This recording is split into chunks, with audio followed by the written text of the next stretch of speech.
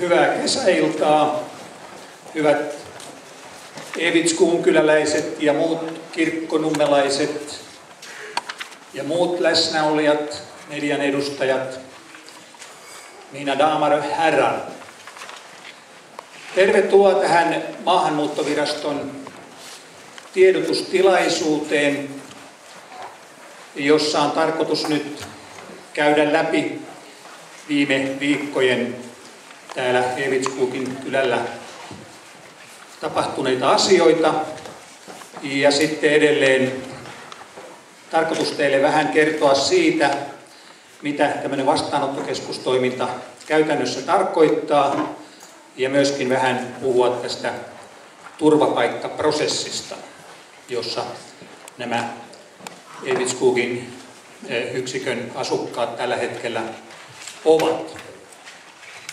Meillä on täällä edustajia meidän virastosta, muuta kuin minä. Niin anteeksi, mun nimeni on Jorma Kuuluvainen ja minä olen Maahanmuuttoviraston vastaanottokeskuksen vastaanottoyksikön johtaja. Se on se yksikkö siellä Maahanmuuttovirastossa, joka vastaa meidän maamme vastaanottokeskusten toiminnan ohjauksesta kokonaisuudessaan. Edelleen meillä on Maahanmuuttovirastosta turvapaikkayksiköstä, eli siitä yksiköstä, jossa näitä päätöksiä käsitellään edustajapaikalla. Sitten on täältä tämän Evitskukin toimipisteen työntekijöitä ja Helsingin vastaanottokeskuksen johtajapaikalla. Helsingin vastaanottokeskushan hoitaa tätä Evitskukin yksikön käytännön toimintaa, operoi.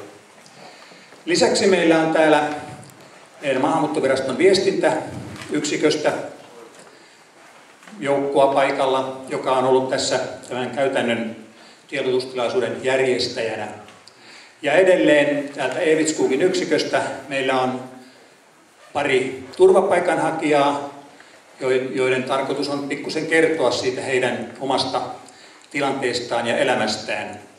Ja nyt tässä vaiheessa haluan todeta, että kun meidän turvapaikanhakijamme tulevat esiintymään, niin toivotaan, että heitä ei kuvata ja varsinkaan mihinkään julkaisuun laiteta heidän kuviaan, koska on aina olemassa se mahdollisuus, että jotkut jollakin taholla käyttävät sitä väärin, ja tämä on tämmöinen heidän ja heidän perheidensä turvallisuuskysymys. Eli heidän kuvaamistaan emme voi sallia. Teitä on lukuisa joukko täällä paikalla. On sillä tavalla kiintoisaa todeta, että tämä asia on näin kiinnostava. Itse rehellisyyden nimessä heti totean, että kun ajattelin, että on näin kaunis lämmin kesäilta, niin onkohan täällä yleisöä, mutta sitä on todella paljon. Kiitoksia siitä, että olette tulleet.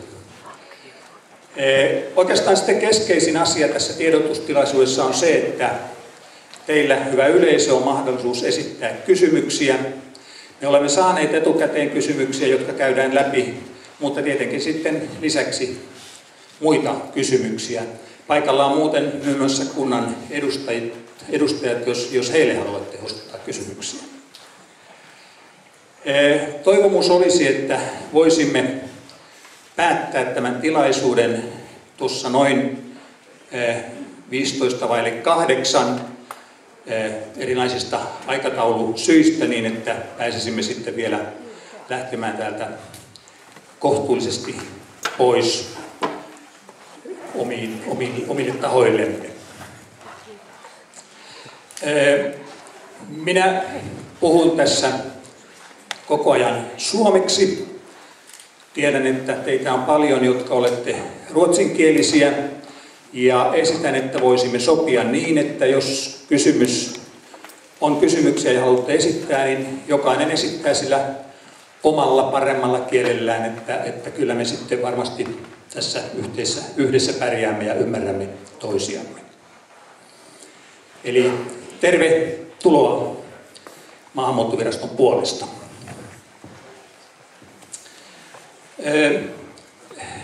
Haluan tähän alkuun nyt pikkusen avata sitä tilannetta, missä me olimme, kun tänne tätä Evitskukin yksikköä perustettiin.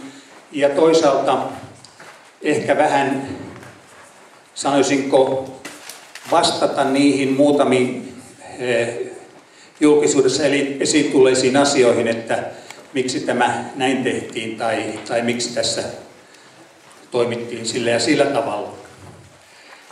Ja kuten me kaikki tiedämme, niin nyt tämän kesän aikana meidän maahan on tullut turvapaikanhakijoita ennätysmäärät.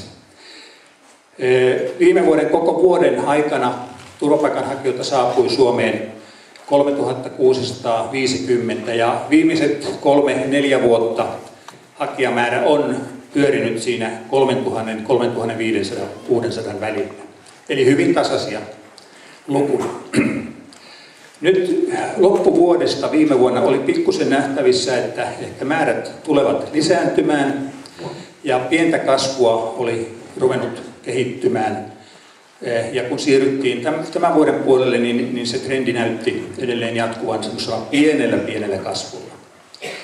Ja vielä toukokuussa, kun arvioitiin tätä kesää ja tulevaa syksyä ja tehtiin suunnitelmia siitä, että miten tämä vastaanottaminen voidaan sitten järjestää sujuvasti ja niin, että saadaan kaikki joustavasti vastaanotetuksi, ketä tulee.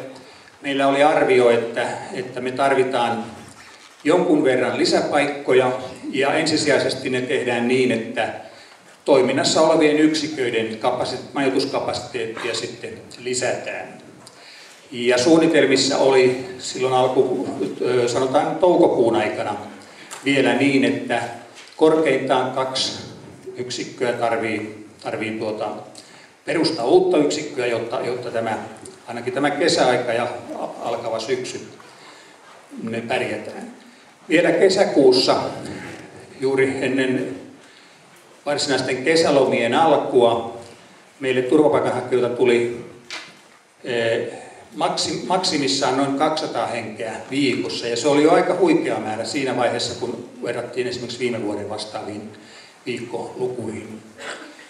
No, heinäkuussa keskellä parasta loma-aikaa yllättäen heinäkuun alkupuolella tämä hakijamäärä tuplaantui, eli viikossa tulikin jo 400 ihmistä.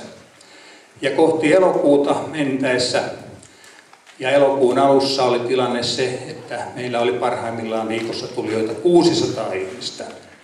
Ja nyt paras tulos tällä hetkellä on viime viikolta yli 700 ihmistä. Eli kasvu on ollut huikea meidän olosuhteissa ihan pienellä, lyhyellä noin kuukauden puolentoista aikavälillä. No, jos me verrataan tätä meidän naapureihimme Pohjoismaissa, varsinkin Ruotsiin, niin mehän puhutaan todella pienistä määristä. Ruotsiin tuli viime vuonna, niin kuin varmasti moni teistä tietääkin, 80 000 hakijaa. Nyt ennusteet tällä vuodella ovat pikkusen pienemmät. Puhutaan 60-70 000, mutta meidän määrin nähdenhän se on ihan sitten, ollaan aivan eri tasolla. Ja myöskin Tanskassa ja Norjassa määrät on ollut tähän asti huomattavasti suuremmat kuin meillä. Nyt kun ollaan tässä tilanteessa Suomessa, niin nyt arvioidaan, että tänä vuonna saattaisi tulla 15 000 hakijaa maahan tällä vauhdilla, millä nyt tällä hetkellä missä ollaan. Maanantai-aamu kun koitti, Helsingin vastaanottokeskus kertoi, kuinka paljon oli viikonlopun aikana tullut väkeä, että nyt on kriisi päällä. Ja lisäksi tuli tietoon, että näistä hostellitiloista joudutaan luopumaan viimeistään perjantaina, ja siellä oli 135 ihmistä majoitettuna hostelleihin, eli heillekin täytyisi löytyä tilaa. Minulle kerrottiin tämän Aktiivikeskuksen osalta, että sinne pystytään majoittamaan 250 ihmistä sujuvasti. Jos että no se on hienoa, että näin on, silloin me pystytään tämä joukko nopeasti sijoittamaan. Tiistai-aamuna kunnanjohtajan kanssa olimme yhteydessä ja hän kertoi, että kunnanhallitus keskusteli asiasta ja päätti, että seuraavassa kunnanhallituksen kokouksessa, oliko se 2 viikon kuluttua vai miten se oli, tätä asiaa käsitellään ja siihen mennessä tarvitaan lisää selvityksiä ja taustaa tälle asialle. Jolloin minä sitten totesin siinä, että nyt on tilanne semmoinen, että valitettavasti me emme voi odottaa enää tätä 2 viikkoa, vaan meidän täytyy nyt saada nämä ihmiset sijoitetuksi. Ja kun siellä on vapaata majoitustilaa, me tehdään tämän majoitusliikkeen kanssa soppari niin, että me voidaan nämä henkilöt siirtää sinne Eivitskuugiin. Ja se oli tiistaita ja torstaina ensimmäinen ryhmä pystyttiin sitten siirtämään ja Helsingin vastaanottokeskus sai sitten kaipaamansa tilan. Toinen vaihtoehto olisi ollut, että ne ihmiset olisi sitten olleet kadulla ulkona, johon tietenkään emme voineet mennä. Tähän liittyen on sitten tietenkin noussut täällä monen tyyppistä keskustelua, että tämä tehtiin niin salaa, miksi sitä ei voitu tehdä avoimemmin ja näin poispäin.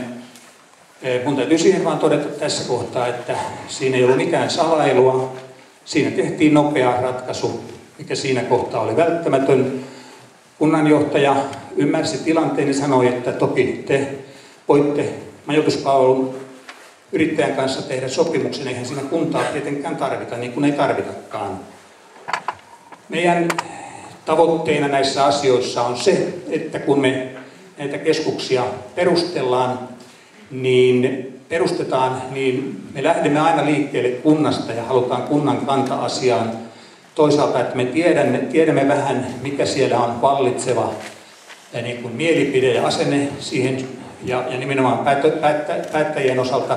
Mutta toisaalta myös sen takia halutaan kuntaa siihen heti mukaan, että jos kunta on itse kiinnostunut vaikka esimerkiksi ylläpitämään vastaanottotoimintaa. Meillä on useita kuntia, jotka ylläpitävät, siis operoivat tätä toimintaa, ovat ylläpitäjänä.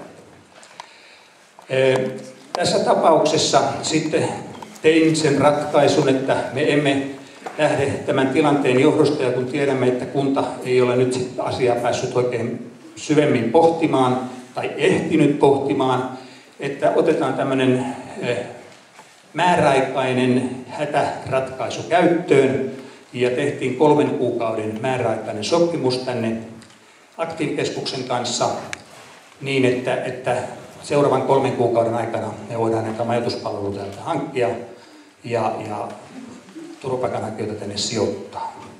Ihan sen takia, koska ei ollut tarkoituksenmukaista siinä yhteydessä lähteä perustamaan ikään kuin uutta vastaanottokeskusta, vaan tehdä tällainen nopea ratkaisu. Helsingin vastaanottokeskus toimi siinä siis toimijana, eli tämä on ikään kuin nyt tällä hetkellä Helsingin vastaanottokeskuksen sivutoimipiste. Helsingin vastaanottokeskuksista tätä toimintaa niin kuin ohjataan ja nyt sitten pikkuhiljaa tänne on saatu hankituksi omaa työvoimaa ihan tätä yksikköä varten. Tähän asti Helsingin vastaanottokeskuksesta nämä työntekijät on tulleet tänne vetämään tätä toimintaa.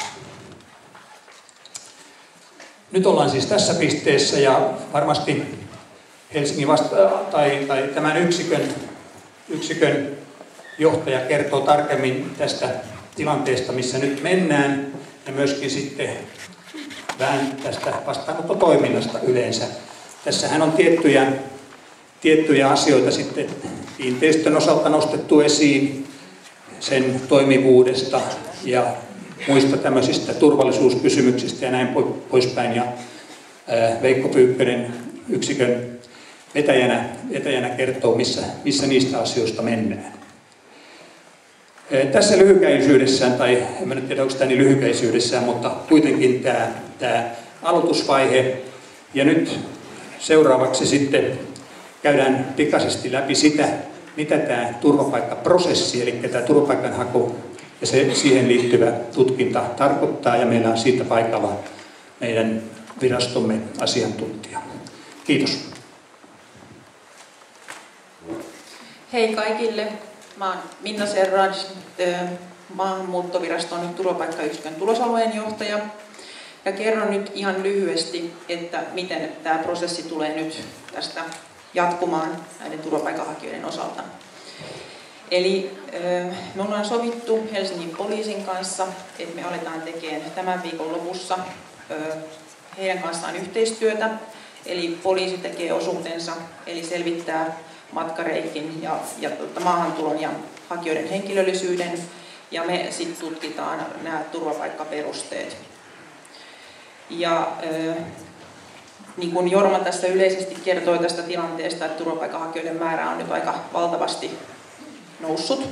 Ja me priorisoidaan tämä Kirkkonummi nyt sillä tavalla tosiaan, että tänne tulee nyt sitten vähintään 3 ylitarkastajaa päivittäin puhuttelemaan poliisin kanssa.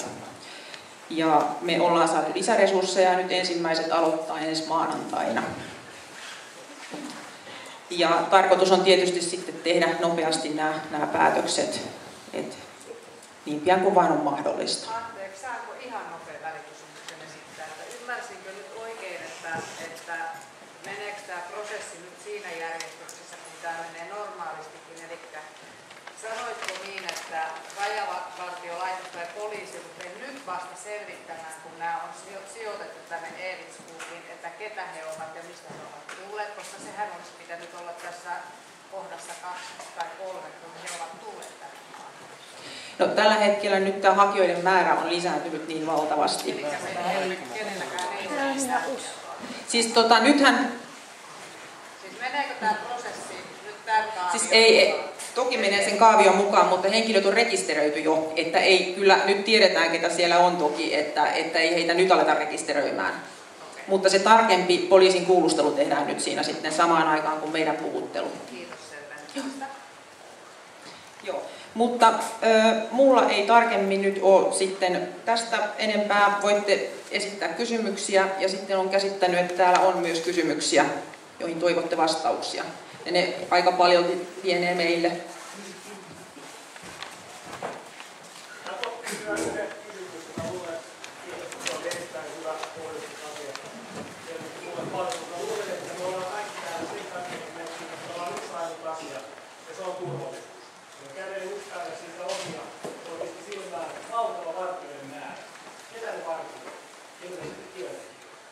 Nyt on tilanne se, että tänne pieneen kylään keskelle metsää on tuotu valtava määrä nuoria miehiä kulttuureista, maista, missä arvostus toista ihmistä laista kohtaan on erityisesti jäätävästä. Mutta me kaikki tiedetään, se on iso osa. Ja meidän lapset kävelee kouluun, kävelee kotiin, kun vaimo kävelee, pusettaa koiraa, ihmiset venkkeille ja muuta. Millä te takaatte teidän turvallisuutta? Me asutaan täällä. Elikkä tämä on se ihmisten polttopiste. Ei meitä, me ollaan selvitty 200 virolaisen kanssa, meillä on mitään ulkomaalaisen vastaan. Meillä on vartijat siellä. Meillä on haurekaupungit siellä seisoo. Siinä on mun tyttären 13 vuotta, kun kävelee bussilta kotiin. Ja sitten 5-6 ottaa seuraajan ja pidättelee perään. Millä te, jotka ne ovat nämä ihmiset tänne sijoittaneet, millä te meidän turvallisuuden olette huomioineet, kun te teette näitä päätöksiä? No, mä en nyt tiedä, onko mä tänään...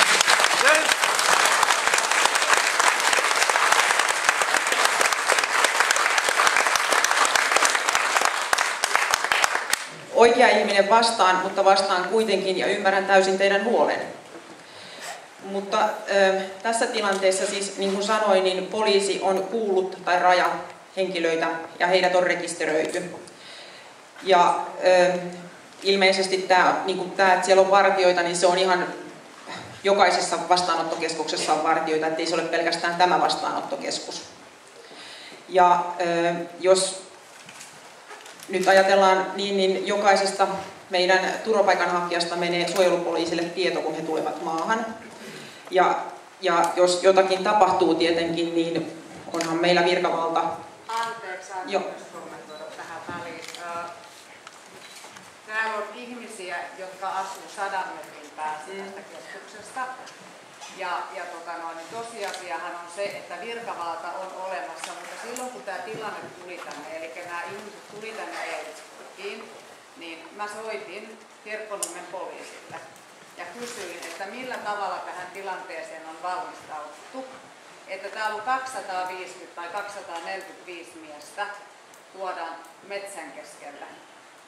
Ja miten teitä on infottu? Ei meitä ole infottu, tai meitä infottiin alkuviikosta, mutta jos siellä tulee joku tilanne, niin soittakaa 112. Mutta me emme saa tulla sinne paikalle yhdellä partiolla. Meillä ei ole irrottaa resursseja sinne näissä tilanteissa, jos siellä tulee kärhämään näiden. Mä siinä vaiheessa ajatellut, että meillä itsellämme olisi siinä varsinaista vaaraa, mutta jos siellä tulee joku tilanne, niin sinne ei saa tulla yhdellä partiolla, vaan sinne pitää tulla monta partioa, jotka tilataan sitten Espoosta, Siuntiosta, mistä ne tulee sitten meille tänne. Hän myös ohjeisti samalla mua siinä, että miten pitää toimia, jos sinne sun pihalle tulee joku. Niin siinä kohtaa mä sanoin, että by the way, nyt käveli pihalle. Mutta pitääkö mun nyt mennä ottaa hänen kontaktia? Että en mä nyt mene. Et kyse on nyt lähinnä siitä ihan oikeasti, ja tämä on konkreettinen asia meille tuolla nyt, ketkä ollaan siinä ytimessä, ihan siinä ruohonjuuritasolla, että meitä pelottaisi vaikka noin 250 suomalaista tai ruotsalaista miestä. Nyt ei ole välttämättä kyse siitä, että kyse on siitä, että täysin hallitsemattomasti on tuotu tällainen ihmisporukka tänne keskelle metsää, missä ei ole minkäänlaisia virikkeitä mihinkään suuntaan. Se on eri asia sijoittaa Helsinkiin, jossa he pääsevät kahvilaan, ravintolaan, kävelemään jonnekin. Minne ne lähtee täältä? Ne lähtee metsän keskelle. Ei heillä ole mitään täällä. Ja se on se asia, joka pelottaa. Mulla on itselläni 14-vuotias tytär, jota mä joudun joka päivä kuskaamaan tänä päivänä kouluun, hakemaan bussipysäkiltä, ja mun pitäisi myöskin pyrkiä tekemään töitä. Ja itse asiassa täällä on varmaan osa, jotka ovat ehkä myös olleet Facebook-keskustelussa, niin mä oon se pullanleipo ja kukkahattitäti. Elikkä ihan oikeasti mulla ei ole mitään maahanmuuttajia.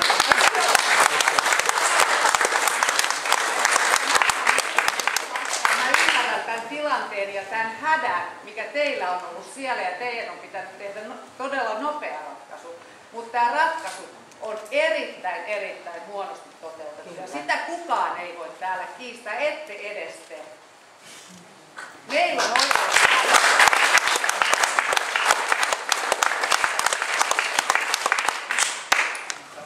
Vielä yksi pieni lisäys, että oikein näkyydellä poliisipäälliköllä viime viikolla, ja kerroin hänen sijaisesta.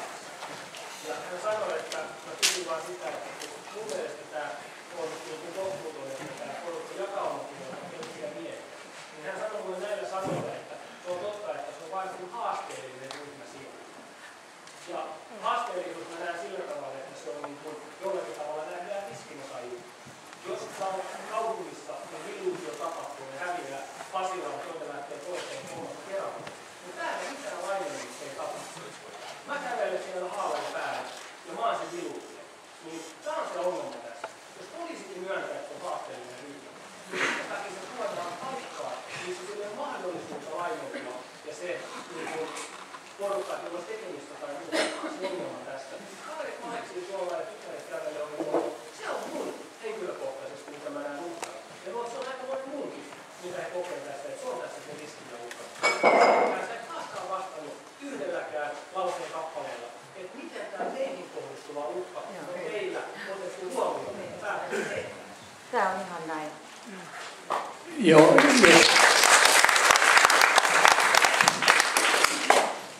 Siis se, että miksi ne on tänne tuotu, niin mä mielestäni sen kerroin sen taustan sille. Tämä oli ainoa ratkaisu tässä kohdin, ei ollut mitään muuta.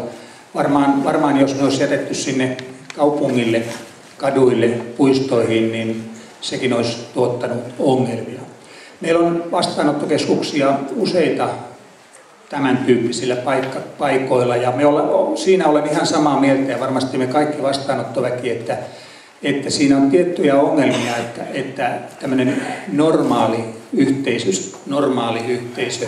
ei ole siinä ympärillä. Eli ollaan vähän eristyksissä. Siinä on monta hankalaa asiaa ihan sen jokapäiväisen elämänkin järjestämisen kannalta. Ihmisillä ei ole mahdollisuus lähteä, niin kuin tässä todettiin, sitten ihan tuonne yhteiskuntaan mukaan ja myöskin niitä palveluita, mitä tarvitaan, niin ne on aina hankalammin haettavissa ja joudutaan järjestämään kuljetuksia, normaaleja kauppa-asioihin ja näin poispäin.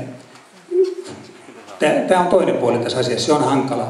Ja myöskin se on sillä tavalla tietysti hienoa kuulla, että ajattelette näiden ihmisten näkökulmasta sillä tavalla, että heillä on vähän virikkeitä ja mitä he täällä pystyy tekemään, niin varmasti se tilanne on ongelmainen. Nämä ihmiset on tullut monenlaisista asioista. Me varmaan vähän kohta kuullaan parin asukkaan tarinaa.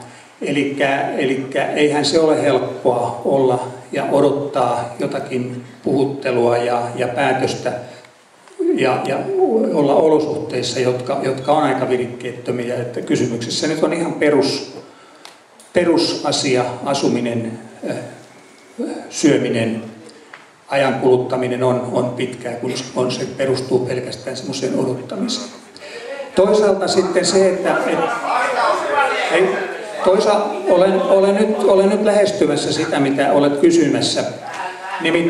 Nimittäin totta kai se, että tulee paljon vieraita ihmisiä nopeasti ennakkoa tavallaan niin kuin varoittamatta tiiviisti asumaan tähän teidän lähellenne, niin sehän on huikea muutos. Se on varmasti tuntuu pelottavalta asialta. Mä olen tässä ollut nyt yli 25 vuotta ja myöskin vastaanottokeskuksessa johtajana, ja minä olen asunut itse sitten reilu 10 vuotta myöskin noin 150 metriä vastaanottokeskuksesta perheeni kanssa ja lasteni kanssa. Mun täytyy ihan rehellisesti, mä en tässä nyt muuta, niin minulla ei ollut siinä mitään ongelmia niiden asioiden kanssa. Ihmiset ei nyt lähtökohtaisesti turvapaikanhakijat, niin eihän heillä ole tarvetta tulla häiritsemään ketään tai aiheuttamaan ongelmia. Ei se ole se lähtökohta tässä, vaan heillä on tarve saada olla rauhassa. He on päässeet nyt turvaan, he on saaneet paikan, jossa nyt asustella, vaikka se onkin vähän ahdasta. Voi olla, että asutaan niin kuin nyt vielä täällä asutaan osittain. Majoitus on urheiluhallissa, kun kaikkia paikkoja ei ole vielä saatu käyttöön patjamajoituksilla. Eihän se ole mikään ihmismäinen olosuhde pidemmän päälle näin epävarmassa olosuhteessa, missä nämä ihmiset on. Mutta ei heillä ole tarvetta siitä, niin mä en usko, että lähtökohtaisesti kukaan ajattelisi niin, että tuottaisi siihen lähiympäristöön ongelmia. Ei varmasti näin. Se, että kun heitä on paljon, niin sehän on tietysti, ja niin kuin todettiin täällä, vieraasta kulttuurista, monesta eri kulttuurista, heidän kesken voi olla tietynlaisia jännitteitä, joka on sitten siellä yksikössä näkyy ja tuntuu. Se on vastaanottokeskuksen henkilöstön asia hoitaa niitä. Jos sitten syyllistytään selvästi johonkin rikolliseen toimintaan, niin sehän on sitten toinen juttu. Silloin siihen puuttuu virkavalta ja siitä tehdään asianomaiset toiminnat. Mutta se, että lähdettäisiin, niin kun nämä ihmiset lähtisivät nyt niin kun jotenkin liikkeelle ja että tarkoituksena olisi tulla niin kun häiritsemään tai vahingoittamaan teitä tai meitä kantasuomalaisia tai meitä täällä asujia, niin se on kyllä, mun täytyy sanoa, minulla ainakin hyvin vieras ajatus ja lähtökohta. Se voi olla pelottava ja sitä voi niin kuin mielessään kelata, mutta se ei kyllä perustu yhtään mihinkään. Olen sitä mieltä. Tuosta ollaan kyllä eri mieltä. Okei, mulla on yksi kysymys. Voidaanko me nyt edetä sillä tavalla, että ihan vastaanottokeskus...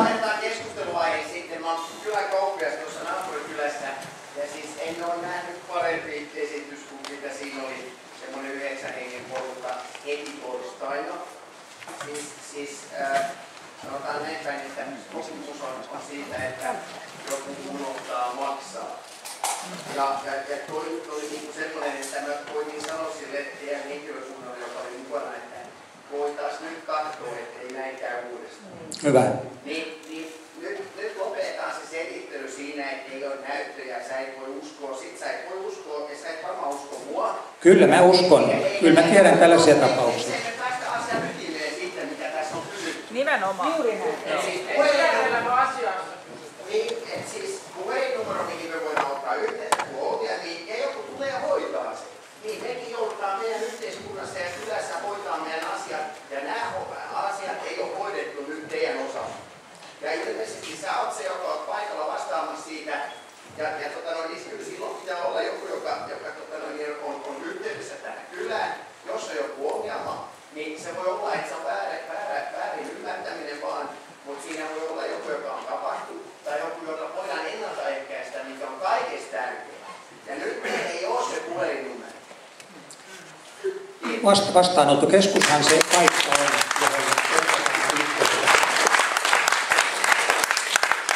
Ottakaa nyt, Veikko Pyykkönen varmasti antaa vastaanottokeskuksen numeron, johon voi soittaa, jos tämmöisiä asioita tulee. Mulla olisi onneksi konkreettinen tältä päivältä, että tytär tuli koulusta, fillari oli hävinnyt. No, naapuri oli hevostalliin nähnyt, että tästä vastaanottokeskuksen porukka oli siellä pyörinyt. No, sit mä otin siitä ja päräytin sinne. Pari virolaisen kanssa juttelin, onko näkynyt tällaista pyörää, näytin kuvaa. Joo, se oli vähän aikaiset tässä. Sitten menin Securitaksen kavereille ulos siihen, näytin fillarikuvaa ja kerroin ja annoin yhteistyötä, jos näkyy. Varmit päästä soitettiin, että fillari täällä. Eli miten mä selitän mun 9-vuotiaalle, että joku voi tulla, tiedä, nappailee sykkeleitä. Se on ihan hyvä asia, että minun kaveri, minä itse olen Tuomas Särk, mä olen virolainen. Tämä on minun vaimo ja hän tekee töitä tuossa keskuksessa. Minä olen tehnyt siellä töitä. Ja asian nimi on se, että mä asun täällä. Ja mä tykkään tästä paikasta ja mä tykkään tästä ihmisestä kaikista. Mutta mulla on yksi ratkaisu tästä asiasta. Lyötä ajat ympäri ja nämä vartijat, kuka sen pyöri vaan ympäri tätä taloa. Ehkä olisi vartti vähän sitä aikaa. Ja se ei mene ihmisten yli. Mä asun siellä aika lähellä, about 300 metriä. Tuosta samasta mulla on pikku mökki täällä. Mulla on käynyt pihalla, mun kaverilla on käynyt pihalla. No, miten me turvaamme sitä asiaa kaikki? Okei, otetaan lisää vartijoita. Okei, se maksaa Suomen valtiolle vähemmän, kuin jokainen menee tekemään rikosilmoituksen, että mulla varastettiin toi värkki sieltä, ja sitten on se, että paljonko menee sitten poliisin rahaa ja valtiolle sitten, kun hakkaat tutkimaan sitä asiaa. Eikö se ole? Se on helppo mun mielestä. Löydä ajat ympäri, se maksaa ehkä 25-30 000 euroa. Mutta paljonko yhden rikosilmoituksen tutkiminen maksaa? Se maksaa 25-30 000. Yhden tutkiminen. Paljonko noita on? Aika paljon, eikö?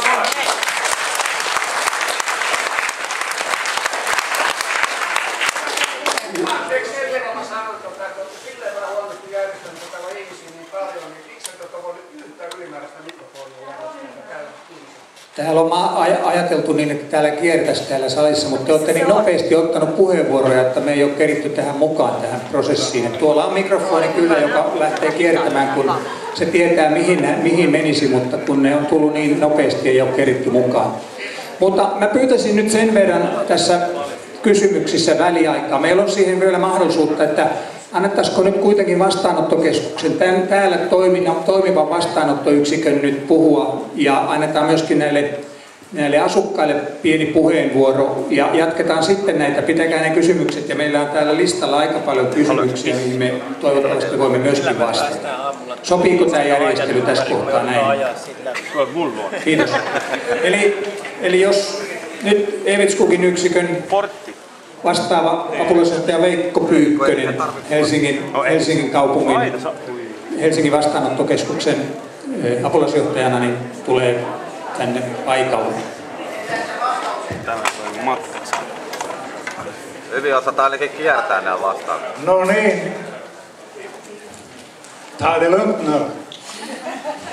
God kväll allihopa. Jag heter Veikko Pyykkönen och jag är biträdande chefen i Kirkkonummi-förläggningen. Eli mun nimi on tosiaan Veikko Pyykkönen ja olen apulaisjohtajana tässä hiljattain avatussa vastaanottokeskuksessa. Ja tehtävänäni on käynnistää vastaanottokeskuksen toiminta. Henkilökuntaa siellä on vakinaista tällä hetkellä 1 kappale ja nämä muut avustavat työntekijät, jotka ovat pyörittäneet alusta asti, tulevat tuolta Helsingin vastaanottokeskuksen yksiköistä Punavuorenkadulta ja Karlenkadulta. Ja ensiksi haluaisin lähteä liikkeelle tästä, aion kertoa tästä vastaanottokeskustyöstä. Olen tehnyt myös yhtä pitkään vastaanottokeskustyötä kuin Jormakin, 25 vuotta. Ja se on hyvin haastavaa ja mielenkiintoista, mutta tärkeää työtä. Ja tämän työn taustanahan on, miksi tätä työtä tehdään, kun ihmiset kysyy, miksi nämä on täällä, miksi ne ei ole jossain muualla. Niin siellä on kansainväliset sopimukset, joihin Suomi on sitoutunut. Eli ihmisoikeuksiin liittyviä sopimuksia, Euroopan neuvoston ihmisoikeussopimuksia. Kauan me meinataan puhua nyt tätä Jonni Joutavaa, milloin me ruvetaan? Se ei ole Jonni Joutavaa, koska se koskettaa meitä kaikkia. Kyllä, se ei ole Jonni Joutavaa. No nyt me puhutaan tästä Evitskugin asemasta. Niin... Joo, mä olen tulossa. Ja sen lisäksi tätä meidän toimintaa säätää tietenkin suomalainen vastaanottolaki, jossa kerrotaan, mitä vastaanottokeskuksen toiminta sisältää. Ja nopeasti kerron, että tilapäisen majoituksen, välttämättömän sosiaalityön ja välttämättömän terveydenhuollon palvelut ja tulkkipalvelut ja lapsille peruskoulu. Ja tätä toimintaa me nyt pyöritetään täällä. Ja, eli turvallisuuteen liittyen. Eli se mitä me teemme tuolla vastaanottokeskuksessa, niin me informoimme näitä meidän asiakkaita. Niille annetaan alkuinfot ja tarvittaessa infoja pidetään päivittäin ja kerrotaan, miten suomalainen yhteiskunta toimii. Eli että meillä on lainsäädäntö ja lakia täytyy noudattaa. Jokainen vastaa omista teoista. No sitten sun pitäisi sun pitäisi sitten tilata sinne vähintään 6-8 suomalaista maahanmuuttovirastosta se henkilö, kuka opettaa, että tupakka natsaa ei käy maahan, vaikka käy tuhkakuppi. Meillä käy... Paljon se on ihmiset heitä vaan maahan, ei tuhkakuppi ihan vieressä. Se on varmaankin yleisempikin ongelma kuin pelkästään tupakka. Ja roskat kaikki menee sinne ihan samaan. Eli kuitenkin käydään... Eikä aloitetaan tästä asiasta, eikö se ole? Kohta meidän metsät täynnä neuvoja, kamaa saadaan. Talon toimintasääntöjä, ne käydään läpi ja tätä laillisuuden kunnioittamista. Ja täytyy sanoa, siis kokemuksesta sanon, niin kuin Jormakin tuossa viittasi, että ehdottomasti suurin osa ihmisistä yrittää selviytyä arkipäivästä normaalilla, asianmukaisella tavalla. Yritättekö te venyttää tätä silleen, että 8 asti ja lähdette menee, että me kerätäisiin käymään näitä juttuja? Yksi asia, kun me puhutaan tästä turvallisuudesta vielä, niin mitä varmaan meitä kaikkia kiinnostaa on, että mitä tapahtuu 3 kuukauden päästä. Tässä ollaan koko ajan puhuttu tästä niin kuin väliaikaisuudesta. Mitä sitten sen jälkeen? No, onko se varmasti sitten niin kuin ohi? Ei, siihen ei varmaan tässä kukaan osaa vastata. Luulen, että siihen vaikuttaa, miten tämä vastaanoton tilanne kehittyy. Eli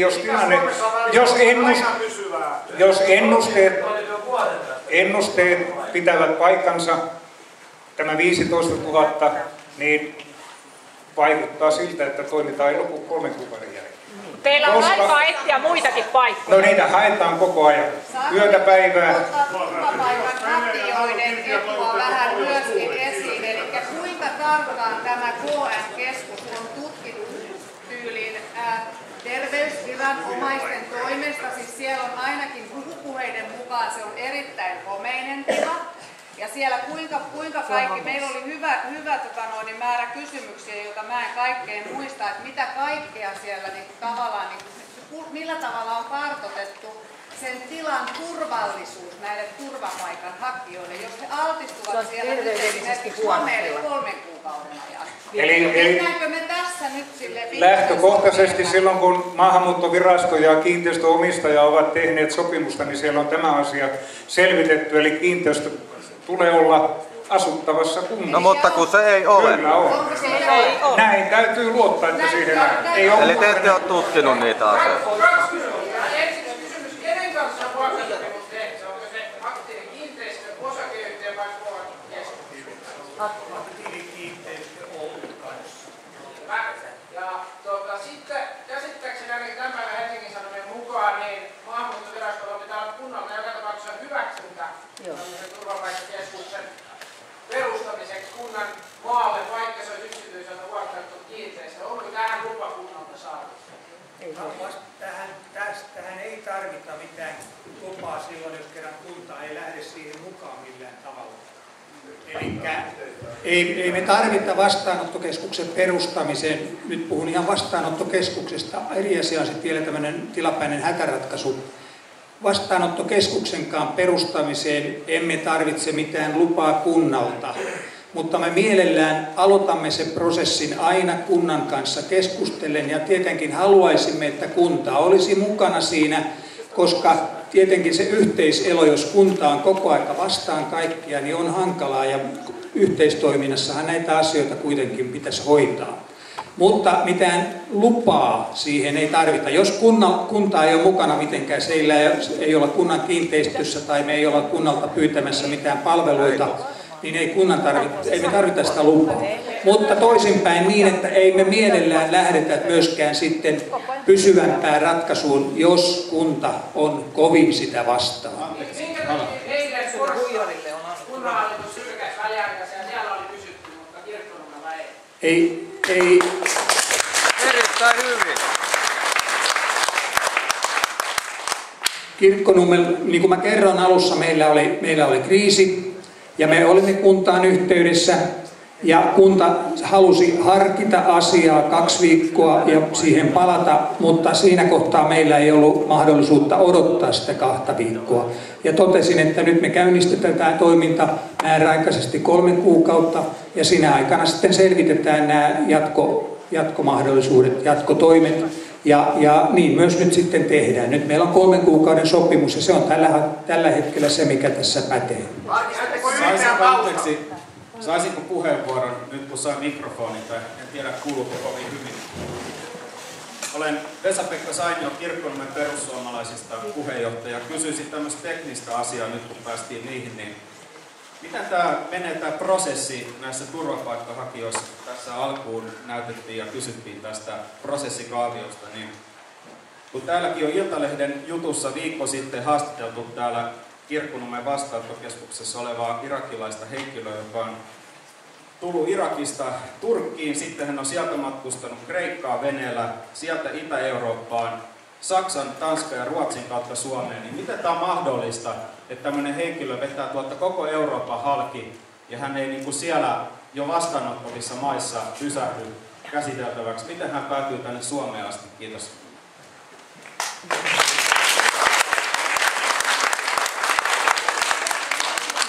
No tähän on varmaan monia selityksiä, mutta kaikkein suurin merkittävin selitys on varmaan se tilanne, mikä nyt täällä Välimeren maissa ja lähtömaissa ylipäätään on.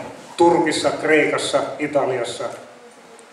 Ja massat on niin suuria, että näitte hiljattain eilen toissapäivänä Makedonian ja Kreikan väliseltä rajalta, jossa ihmiset ryntäsivät Makedonian puolelle.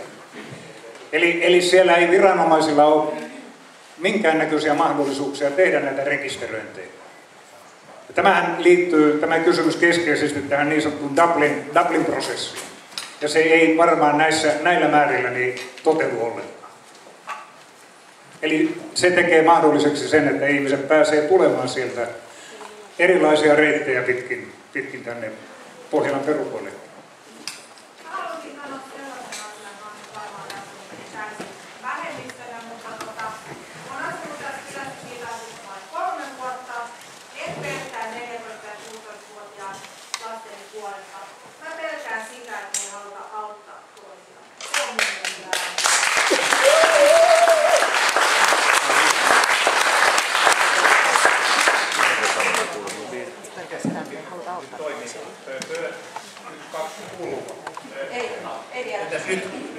No niin, joo siis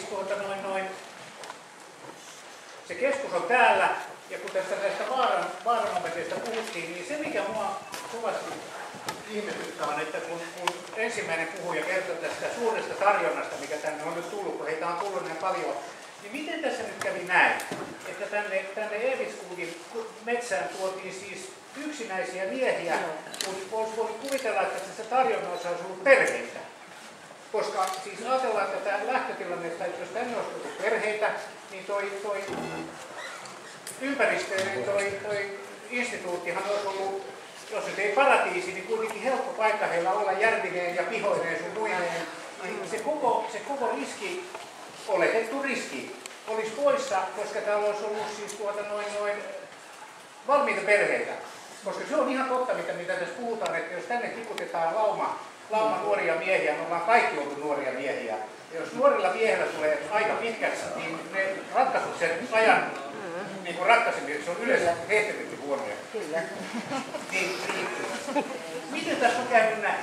Vai johtuuko se siitä ajankäytöstä tai kiireestä vai mistä, mutta miksi täällä on pelkästään miehiä? Sehän on sosiaalisesti se on epäsuhtainen mikään. Ne pitäisi laittaa kaupunkiin.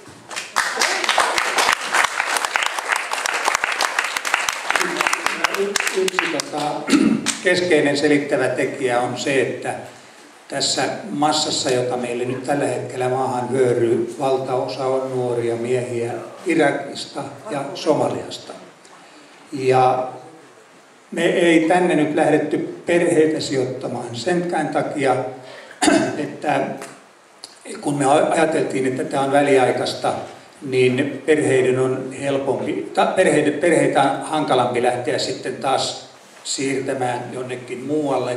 Onko tämä väliaikaista vaan? Onko tämä meillä on väliaikainen sopimus nyt olemassa. Siitä me on lähdetty. Siihen tämä perustuu. Lupaatko meille, että tämä on väliaikaista? No, en minä nyt kättä laita Raamatulle tässä asiassa, koska tämä tilannehan voi sitten olla semmoinen, kun 3 kuukautta on mennyt, että meidän on pakko jotakin keksiä, mutta mä haluan siitä sitten keskustella kyllä kunnan edustajien kanssa ja ennen kuin mitään ratkaisuita tehdään.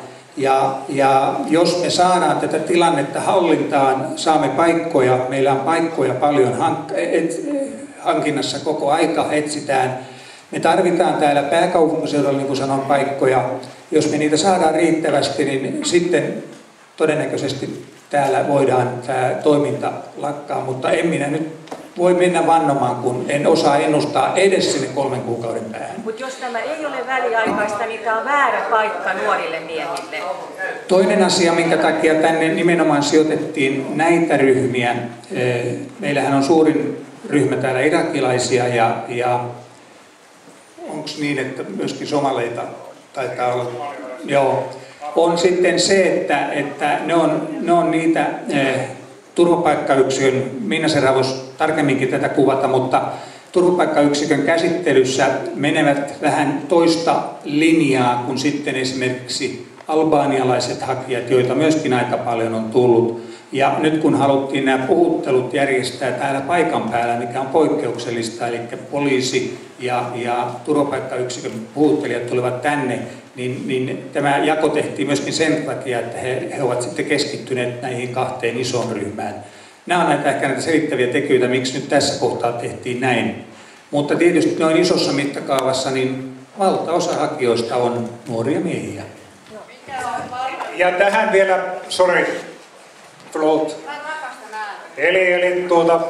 tähän vielä lisätään se, että tavoitteenahan on toteuttaa tätä turvapaikkaprosessia Suomessa, niin kuin on aiemminkin toteutettu, että puhuttelujen, eli poliisin ja Migrin turvapaikkapuhuttelun jälkeen tavoitteena on siirtää nämä puhutellut muualle vastaanottokeskuksiin.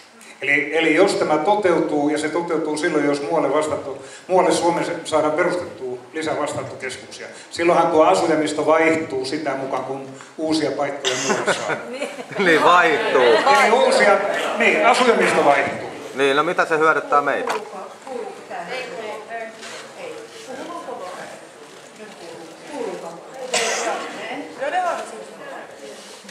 Kuuluuko nyt?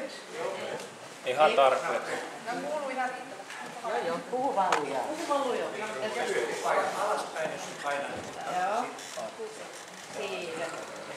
Okei. Minä olen Astrid Nikula, olen vanha eeviskuugilainen. Tunnen tämän kylän hyvin. Kylä on aina ottanut vastaan ihmisiä, jotka ovat hädässä. Meillä oli Porkkala-parenteesi, jolloin Neuvostoliitto tuli häätämään ihmisiä Etelä-Kirkkonummelta. Eevikskog otti vastaan äärimmäisen paljon ihmisiä hädässä. Meillä on nyt Euroopassa hätä. Meillä on niin suuri hätä, ettei kukaan näistä edes voi kuvitella, millaista hätää Euroopassa on. Ihmiset hakeutuu turvaan ja Suomen on oltava turvallinen maa heille. Eevikskogilaiset ovat tottuneet auttamaan ja nyt eevikskogilaiset, suurin osa heistä, haluaa tietää, että miten voimme auttaa. Voimmeko olla ystäväperheitä, voimmeko tarjota kyytejä, voimmeko tuoda tavaraa, varusteita. Eli miten Eevikskog voi auttaa? Kiitos.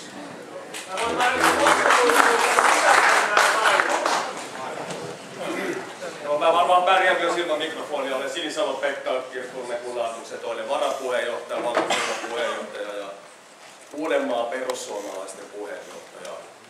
Mä olen virkavapaalla Euroopan unionin tuomioistuimesta ja tiedän aika tarkkaan, mikä tämä Dublinin sopimus, joka siis solmittiin vuonna 1990, mutta astui voimaan 1997. Siinä oli tarkoitus estää tämä turvapaikkashoppailu ja sitten jakaa taakkaa tasaisesti EU-maiden välillä. Nyt ongelmana on se, että meillä on EU-valtioita, jotka eivät ota ollenkaan turvapaikanhakijoita. Esimerkiksi naapuri Viro ei ota tällä hetkellä ollenkaan turvapaikanhakijoita. Eli tämä taakan jakaminen ei mene tasaisesti EU-sisään. Mutta tämä ei se varmaan asia. Mä haluaisin tietää, minkälaisen sopimuksen Maahanmuuttovirasto on tehnyt tämän aktiivi-instituutin kanssa. Ja jos se jatkuu 3 kuukauden kuluttua, niin mitkä on ne tarpeet, mihin Kirkkonummen kunnan pitää sitoutua? Lähinnä kun kunnan talous ei tällä hetkellä todellakaan ole kovinkaan hyvissä kantimissa. Että me kunnanhallituksessa osattaisiin varautua siihen, että mitkä on resurssit, mitä kunnan pitää tähän toimintaan laittaa niin, että tätä toimintaa pystytään näin mahdollisimman hyvin ja inhimillisesti suorittamaan. Ja sitten olisi aika hyvä ihan sinne Eevikskogin pakolaskeskukseen, niin kutsuisitte vaikka kunnanhallituksen kylään. Niin loppuisi tämmöinen turha jauhaminen sitten, mitä siellä on ja mitä ei, ja tultaisiin henkilökohtaisesti katsomaan, mitä siellä on.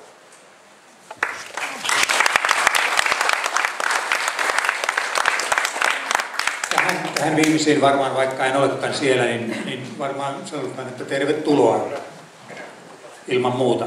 Ja myöskin muut kyläläiset on tervetulleita toki sinne käymään. Tervetuloa oma kunta. Tähän jatkoon, kuten sanottu, niin jos tässä tulee harkittavaksi jatko sen 3 kuukauden päättymisen jälkeen, eli nyt me ollaan sovittu tässä sopimuksessa, tämähän on sillä tavalla poikkeuksellinen ratkaisu, että Maahanmuuttovirasto on suoraan tehnyt näistä majoituspaikoista ja ateriapalveluista sopimuksen, että aktiivikeskus tuottaa ne tähän vastaanottokeskukseen. Normaalistihan tehdään sopimus sen ylläpitäjän kanssa, joka tässä tapauksessa on Helsingin vastaanottokeskus, ja se ylläpitäjätaho hoitaa sitten nämä asiat. Maahanmuuttovirasto ei suoraan sovi esimerkiksi kiinteistöstä tai mistään, vaan tämä ylläpitäjä hoitaa nämä asiat sitten suoraan sen palvelun tarjoajan kanssa. Mutta tässä tehtiin, kun tämä oli näin nopea ratkaisu, me ei pystytty tätä Helsingin kaupunginhallinnon kautta hoitamaan, niin jouduttiin tekemään tämmöinen suora ratkaisu. Kaikki muut tarvittavat palvelut sitten Helsingin vastaanottokeskus hankkii, jos mitä tarvii omien toimiensa lisäksi. Tämä määräaikaisuus tosiaan, niin tämä sopimus on nyt solmittu tämä 3 kuukautta, eli se päättyy silloin marraskuun puolivälin paikkeilla. Ja sitä ennen on tarkoitus, että käydään se keskustelu kunnassa siitä, että miten mahdollisesti, jos tulee se tilanne, että me tarvitaan paikkoja ja miten voitaisiin jatkaa.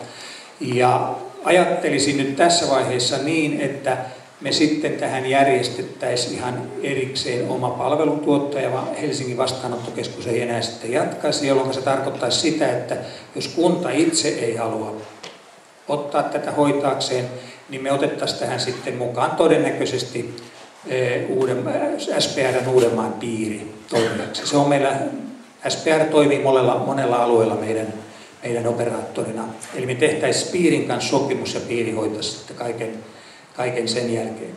Se mitä sitten, jos tästä lähdettäisiin eteenpäin ikään kuin pidemmällä aikavälillä, mitä tavallaan kunta on sitten kytkyksissä, niin oikeastaan ainoa, mikä siinä tulee vastaan, on sitten peruskouluasiat. Eli sitten jos tänne tulee asumaan perheitä, mitä tuossa äsken puhuttiin, jossa on peruskouluikäisiä lapsia, niin silloin kunnan tulee järjestää tämä peruskouluopetus peruskouluikäisille lapsille. Se tarkoittaa käytännössä niin, että aluksi yleensä kunta perustaa tämmöisen erillisen oman niin sanotusti perusopetukseen valmentavan ryhmän, koska eihän nämä lapset voi mennä suoraan pompsauttaa mihinkään suomalaiseen luokkaan, vaan olisi tämmöinen erillinen valmentava perusopetusryhmä, johon kunta palkkaa opettajan ja todennäköisesti siinä tarvitaan avustajaa. Ja siihen on olemassa ihan opetusministeriön tämmöinen opetusohjelma ja opetusministeriö vastaa siinä kustannuksista. Se tulee normaalisti valtionosuutena kunnalle sitten sen opetus sen määrän mukaisesti. Me ollaan perustettu tämmöinen vapaaehtoisryhmä, joka on valmis auttamaan näitä ihmisiä siellä, mutta me ei olla saatu tähän mennessä käsittääkseni mitään konkreettista vastausta siitä, millä tavalla me voidaan auttaa, eli mitä me voimme toimittaa sinne. Silloin kun tämä porukka tänne, niin mehän ruvettiin nyssykkää ja nässykkää keräämään lapsille ja naisille vaatteita, kunnes todettiin, että tuli miehiä, mitä me kerätään näille miehille. Nyt on tullut jostakin Helsingin vastaanottokeskuksesta pieni linkki meidän sivustolle, että tämä porukka tarvitsee filttejä. Semmoinen kysymys sitten, että jos on palvelun tuottaja, joka tuottaa tällaisen tuotteen, eli ottaa tämmöisen porukan, niin eikö se kuitenkin ensisijaisesti ole tämän aktiivikeskuksen tehtävä tuottaa ne täkit sinne tai ne peitot, että tällä porukalla ei ole kylmä, mutta me halutaan auttaa myöskin, koska tilanne on tämä ja nämä on ihmisiä, nämä on yksilöitä jokainen siellä. Ja totta kai me halutaan auttaa, mutta me elätään sen realismin kanssa, mitä 2500 nuorta miestä aiheuttaa myös tässä tilanteessa. Että tämä on se juttu, ei se, että me ollaan jotakin vastaan tai puolesta, vaan että mitä me toimitaan tällä hetkellä. Että tämäkin on nyt jo, tässä on mennyt pari viikkoa niin, että me ollaan kauheana avulia kerätty sitä ja tätä ja tota, ja meidän apua ei oteta vastaan. Me ei tiedetä, mitä me voidaan sinne toimittaa. Meillä on potkupalloa ja sitä ja tätä ja pullaakin olisi. Eli vastauksena tuohon, että kyllä ylläpitäjä vastaa sitten tästä perustarvikkeesta, että vilttejä ja patjoja, niitä ei tarvita. Ne tulee sieltä ylläpitäjän toimesta. Mutta tämä on tosi, olen kiitollinen ja olkaa minun yhteydessäni, lähdetään hakemaan niitä yhteistyömuotoja, mitä yhteisön kanssa voidaan tehdä. Mielellään esitellään talon toimintaa ja järjestetään erilaisia juttuja. Täällä Punaisen Ristin ruotsinkielinen osasto jo ehdotti myös, että vaatekeräystä talven tulee miehille ja mahdollisesti muita aktiviteetteja. Että meidän täytyy yhdessä lähteä pohtimaan, että miten te voitte tulla mukaan. Ja minusta se on arvokasta. Olemme valmiita. Ja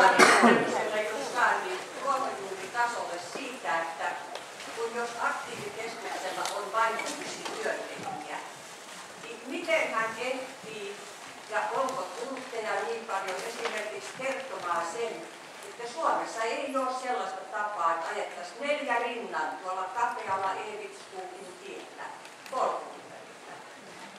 Liikenne on lisääntynyt huomattavasti. Uteliaita käy vähän väliä kääntymässä. Asun siinä 100 metrin päästä, vaikka olen ihan uusi Eevitskuukimainen. Niin siinä käydään kääntymässä ja katsotaan, että mitä siellä on. Ja toisekseen, niin kyllä lapset on vaaratilanteessa pelkästään tämä bussiliikenteen ja henkilöautoliikenteen tähden, mikä sille tielle on lisää. Näitä ei ole otettu huomioon. Ja kuka todella kertoo näitä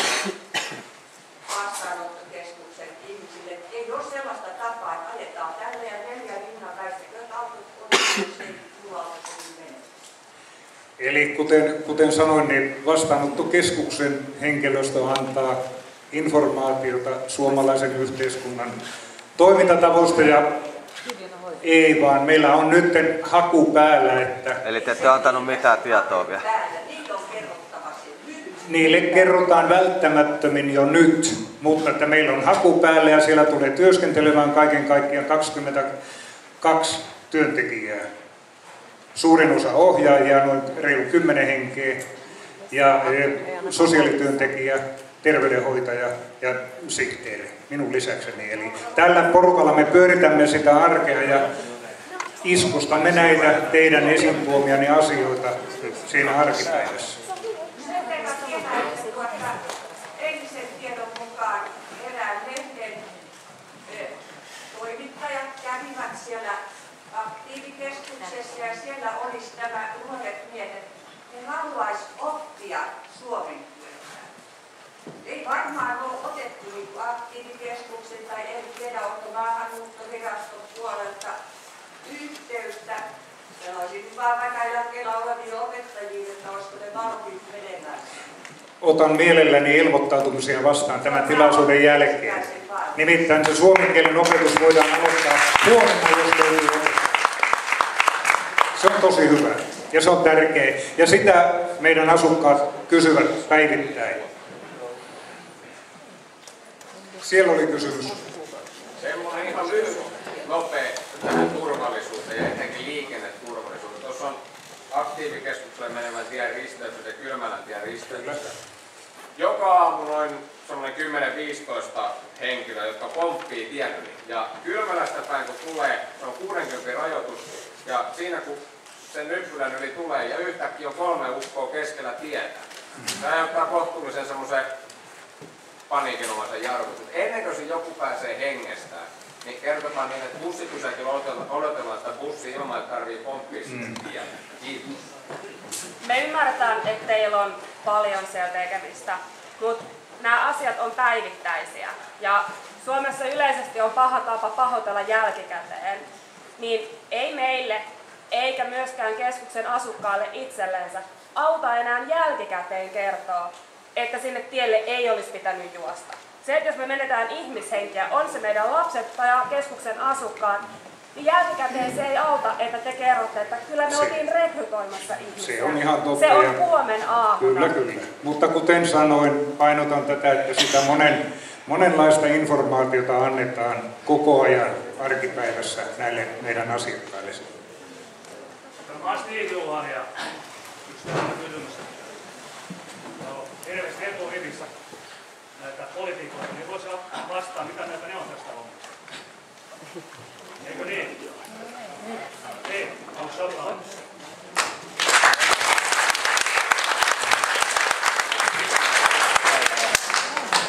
Iltaa kuin kväll. Mun nimi on Anders Adlercreutz, kunnanhallituksen jäsen ja kansanedustaja Kirkkonummelta.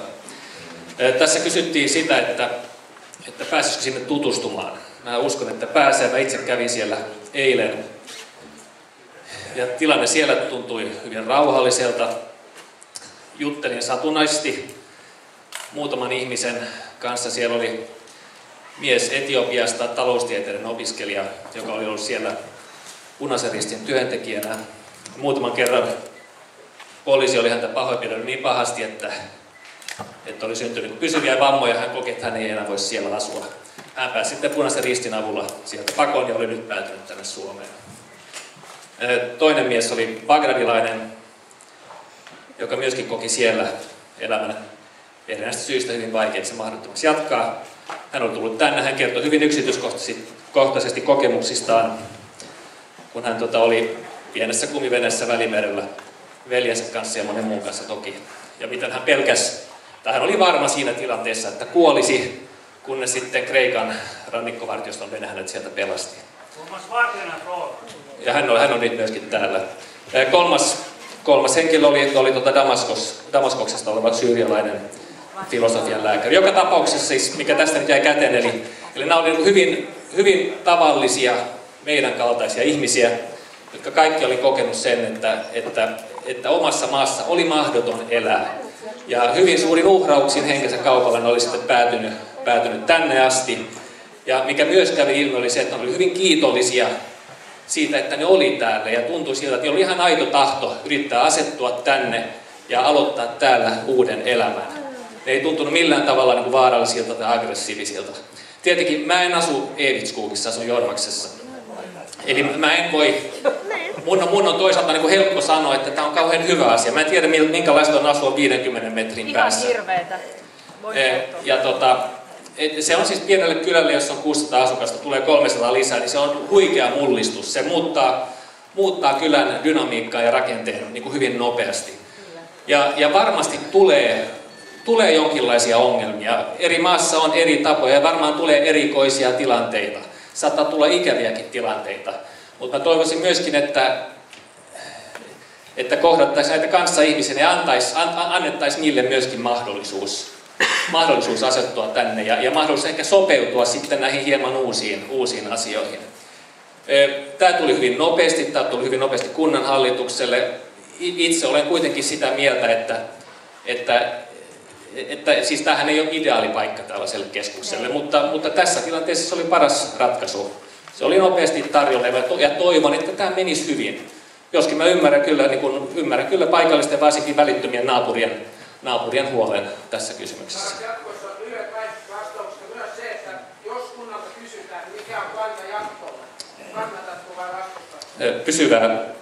Pysyvää keskusta. No silloin pitää tietenkin selvittää, että mitkä on ne kunnan velvoitteet, mitä se tarkoittaa, mitä se tarkoittaa niin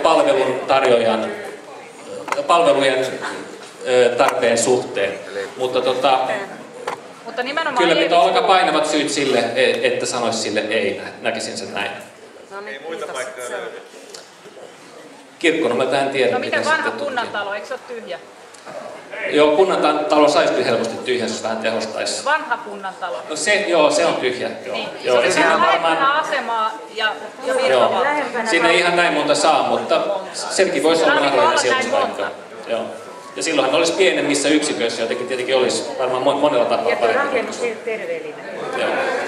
Mutta se, mikä tässä aikaisemmin tuli yhtenä kysymyksenä esille, tai oli ehkä jäänyt sellainen vaikutelma, että oli kasa ongelmallisia miehiä, jotka piti sijoittaa jonnekin. Niin se, että tässä on miehiä, sehän johtuu mun käsittääkseni pitkälti siitä, että tilat ovat sen luonteiset, että sinne ei perheitä oikein saa. Ja sitten oli tietenkin tämä väliaikaisuusaspekti, joka myöskin vaikutti siihen. Missä ne sata nyt kun on ylipaikoilla Helsingissä ja käsittääkseni Helsingissä asuu paljon myös lapsiperheitä ja siellä on nyt 100 ylimääräisillä paikoilla, niin eihän niillä lapsiperheilläkään ole sit sitä paikkaa nyt olla siellä. Joo, tähän en valitettavasti itse osaa vastata. Mutta niin kuin tahtoisin vielä painottaa sitä, että tämä on oikeasti suuri haaste. Ja yksi asia ei poista toista, eli sitä apua voi antaa ja silti voi realistisesti olla huolissaan ja pelätä myös tätä tilannetta. Mä kävelin 2 päivää sitten koirani kanssa lenkillä. Mä monesti myös olen jutellut eri kansallisuuksien kanssa ja kuullut näitä tarinoita hyvin paljon. Jokainen on yksilö, jokaisella on se tarina kerrottavanaan. Nämä on äärimmäisen vakavia ihmisiä. Sitten mä kävelen sieltä ja sitten mä tapaan yhden miehen, joka istuu siellä maassa ja jään keskustelemaan hänen kanssaan ja sitten häntä kiinnostaa, missä minä asun, että asutko täällä lähellä. Mä sanoin, että kyllä asun tässä ihan lähellä. Asutko tuolla vai tuolla? Mä sanoin, että mä asun tuolla.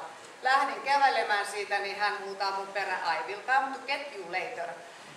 Mä olen vanha ja kokenut hyvin monta asiaa, kokemusnainen, 5 lapsen äiti ja 5 lapsen mummi. Minua se ei hätkähdytä, vaikkakin vähän katson perääni. Mutta jos siinä olisi ollut mun tyttäreni tai joku muu, niin siinä kohtaa varmaan en saisi enää tytärtäni liikkeelle. Kyllä siellä tavallaan niin kuin on myös se toivopuoli. Ja nämä on ne asiat, joiden kanssa me siinä lähellä asuvat ja elävät. Me eletään oikeasti siellä ruohonjuuritasolla. Ja illat pimenee. Ja kohta meillä on realistisesti se, että meillä tulee nyt pikkuukkoja taivaat, ne ei pääse senkään vertaa enää sinne ulos. Sitten ne kyllä eskaloivat ne ongelmat sinne sisälle. Kun ei enää pääse. Tämä ilmastohan on nyt näyttänyt parastaan vaan koko tämän ajan, kun ne ovat täällä olleet. He ehkä luulevat, että tämä on Suomen perusilmasto. Mitä tapahtuu sitten, kun 10247 lähtee puista lehdet ja tulee räntää ja tulee kylmä? Sitten se alkaa, sitten ne haasteet tulee. Et se on mielenkiintoista oikeasti sit nähdä. Siihen pitää pitää olla valmistautunut. Kyllä nämä on ihan näin. Nämä haasteet tulee vastaan tietenkin sitä mukaan, kun tavallaan se asuminen ja odottaminen ja meidän vuodenajat lähtee kohti tammikuuta. Se on ihan totta. Tämä on paikkoja monessa paikassa. Se on haasteellista. Är det vinter nu, mannen? Hej på er alla. Jag tänkte att eftersom det är tvåspråkig tillställning så kan jag använda mig av det andra inhemska. Mitt namn är Uffe Westerholm och man kan säga att jag representerar gräsrötterna så att säga. Jag har bott hela mitt liv här på den här bygden. Jag bor 500 meter från Aktivi. Och man blir ju lite ledsen när man lyssnar på det här skrikande här idag. Av den här diskussionen som hittills har förts så skulle man gärna tro att alla här i Eviskog är rasister eller är djupt upprörda över det här. Så är det ju inte. Vi har en lång tradition inom Eviskog här att syssla med gemensamma saker. Vi är bra på att verka tillsammans.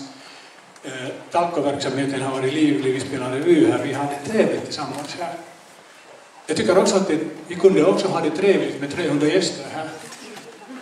Jag tycker det är lite sorgligt att vi har en diskussion här nu med över 200 deltagare och endast de som har något negativt att säga så kommer fram här. Det är helt klart och det är mycket berättigat den kritik som ni har fått här Migrationsverket. Ni har skött det dåligt. Informationen är usel, ni har inget lärt er och ni svarar inte heller direkt på de frågor som folk ställer här. Jag tycker många har berättigade bra frågor här som man kunde svara på direkt gällande säkerheten. Det är jätteviktigt. Jag tror inte att grundsituationen här i Eviskog i denna tid förhåller oss fientligt till utlänningar. Det är inte fråga om det. Men alla ska få en chans att uttrycka sina rädslor och då ska de också få svar på det här.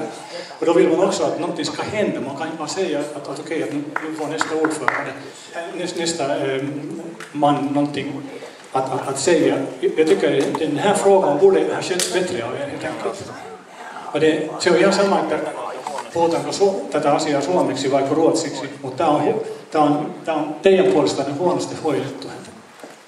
Och därför tycker jag att det här är någonting ni borde ta fasta på nu, människornas rädslor här. Jag menar, vi är inte en dumbomma här, vi är några rasister. Eviskogborna är jävligt trevliga, de flesta Eviskogborna är jättetrevliga människor.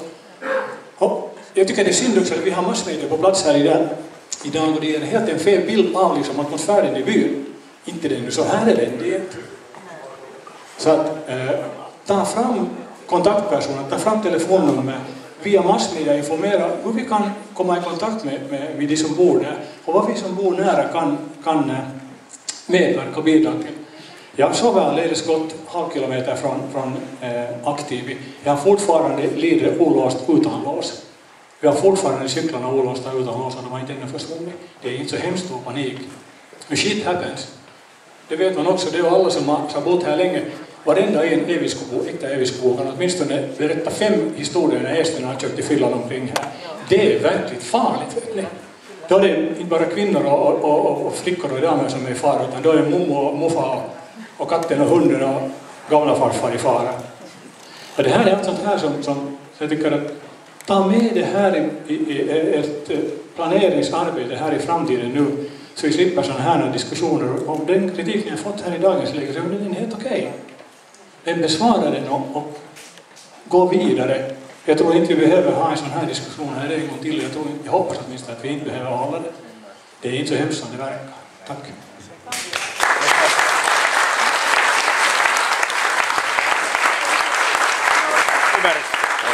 Ei mitään. Mä ymmärsin takka. Ei ymmärsin. No selvä. Mä olisin kysynyt vielä siitä turvallisuudesta. Mä oon Aronetta Österman ja asutaan ihan siinä vieressä. Ja meillä on 2 pientä lasta ja meidät on niin kuin tällä hetkellä käytännössä suljettu meidän omaan kotiin, koska me ei päästä enää pois. Tai me ei päästä pois sieltä ilman, että me ajetaan siitä tai mennään siitä aktiivikeskuksen edestä, sen pääoven edestä. Ja meillä on nyt niin kuin kaikki kävelyt ja polkupyöräilyt ja kaikki on niin kuin poissuljettu, että me kuljetaan vain autolla. Nyt mä haluaisin tietää, että jos jotain sattuu, niin ootteko te vastuuhenkilöitä? Koska mä ainakin itse omassa työssä mä oon tottunut siihen, että mulla on noin 150 hengen tiimi, niin mä vastaan heidän turvallisuudesta itse henkilökohtaisesti. Niin ootteko te vastuuhenkilöitä, jos jotain sattuu? Esimerkiksi? No esimerkiksi, että mulle tehdään jotain tai mun lapsille tehdään jotain. Me ollaan aika paljon jouduttu ajamaan näitä henkilöitä pois meidän pihalta ja siitä rannasta, sinne ei uskalla enää mennä. Niin nyt mä haluaisin tietää sitten, että miten me toimitaan. Eli se vastuukysymys lähtee tietenkin siitä, että kuten tässä olen tuonut esille, niin me kerrotaan suomalaisen yhteiskunnan pelisäännöistä, laillisuudesta, eli meillä on lait, jotka ohjaa ihmisten käyttäytymistä, mitä täällä saa tehdä ja mitä täällä ei saa tehdä. Jokainen ihminen tietää, että toisen kimppuun ei saa käydä missään olosuhteissa ja tämä meidän pitää viestittää näille meidän asiakkaille, kuten mä sanoin, niin sitä tehdään. Aika huonosti. Ja sitten jos joku ihminen käy jonkun kimppuun, niin hän on lähtökohtaisesti itse vastuussa siitä teosta ja hänen niin kohdistetaan sitten ne toimenpiteet, mitä laki antaa mahdollisuus. Selvä, kun mä tiedän, että jos mä soitan poliisille, niin se on se puoli tuntia se tulee. Eli mä oon itse vastuussa itsestäni ja perheestäni. Kyllä, mutta että meille voi aina soittaa. Ottaa vastaanottokeskuksen yhteyttä, siellä on vartijat, siellä on 2 vartijaa. Nämä vartijat ei tule pois sieltä kiinteistön alueelta, heiltä on kysytty. Eivät tule. Niin se ei hyödytä mitään, jos he tulevat sinne meidän, ihan siihen niin kuin naapuriin, meidän pihaan, meidän pihatielle, mihin ei ole kellään mitään asiaa. Niin mä oon täysin suojaton siellä. Ja me ollaan vielä siellä sen aktiivikeskuksen takana, me ei päästä karkuun. Eli siis käsitikö mä niinku oikein tässä nyt, että sitten että me joudutaan tekemään esimerkiksi rikosilmoitusta ja sitten meitä pyydetään kuvailemaan, että minkä näköinen kaveri tämä oli. Niin tulee pikkasen hankalaa varmaan, että meidän pitäisi varmaan mennä sitten sinne ihan aktiivi-instituutille asti tunnistamaan niitä kavereita, koska ne on ainakin näin nopeasti katsottuna, niin kun niitä liikkuu niin paljon siellä, niin ne on aika samannäköisiä. Mitkä on meidän vaihtoehdot siinä vaiheessa, kun me tehdään rikosilmoitusta, että kun pyydetään kuvailemaan henkilöä? Rikos on tapahtunut. Niin, tai jos se on tapahtunut. Mutta vielä painotan että me informoidaan, että toisten pihoille, alueelle ei ole lupa mennä. Mitä sitten kun tulee? Mä oon käynyt 5 kertaa henkilökohtaisesti sanomassa, että excuse me, että meillä on laitettu kylttejä, meillä on laitettu siimat sinne, että tänne ei saa tulla. Ne menee siimoista kaikista läpi katkoa ja menee kylteistä ohi ja sanoo, että aijaa, et eikö tänne saanut tulla. Mä en ole soittanut poliisille, kun mä tiedän, että se on oikeastaan hyödytöntä, kun silloin kun ne tulee sinne paikan päälle, niin eihän enää kukaan ole paikalla. Ja vielä ei ole ollut mitään uhkaavia tilanteita, aina nämä miehet on lähtenyt pois. Mutta se ei ole kauhean kiva, mulla on mun pikkutyttö mukana, kun me kuljetaan siellä. Mun lapset on alkanut pelätä, iltaisin ne sanoo, että ne pelkää, että joku tulee. Tilanne on niin kuin tosi huono meidän kannalta. Arvoisa johtaja, uskotko itse henkilökohtaisesti, että tämä informoiminen ja kertominen auttaa? Ruotsissa, Ikeassa, turvapaikanhakija leikkasi ihmiseltä pään. Oliko hänelle kerrottu, että ihmisen päätä ei saa leikata? Luuletko, että se auttaa?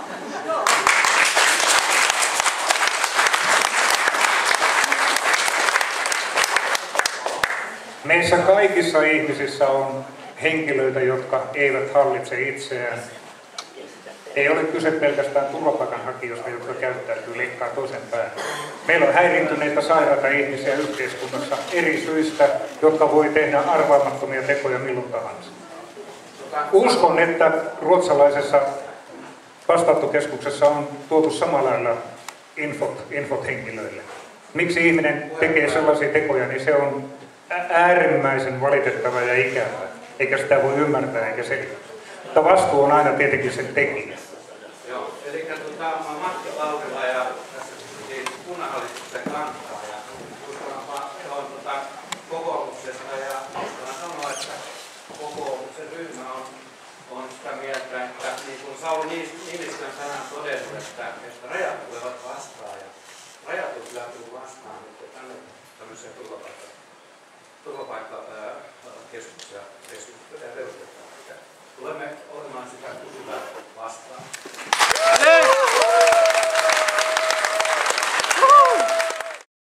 Mitäs jos tämä taustayritys nyt meneekin konkurssiin, koska sehän on kuulemma selvitystilassa, niin miten tämä toiminta jatkuu sitten?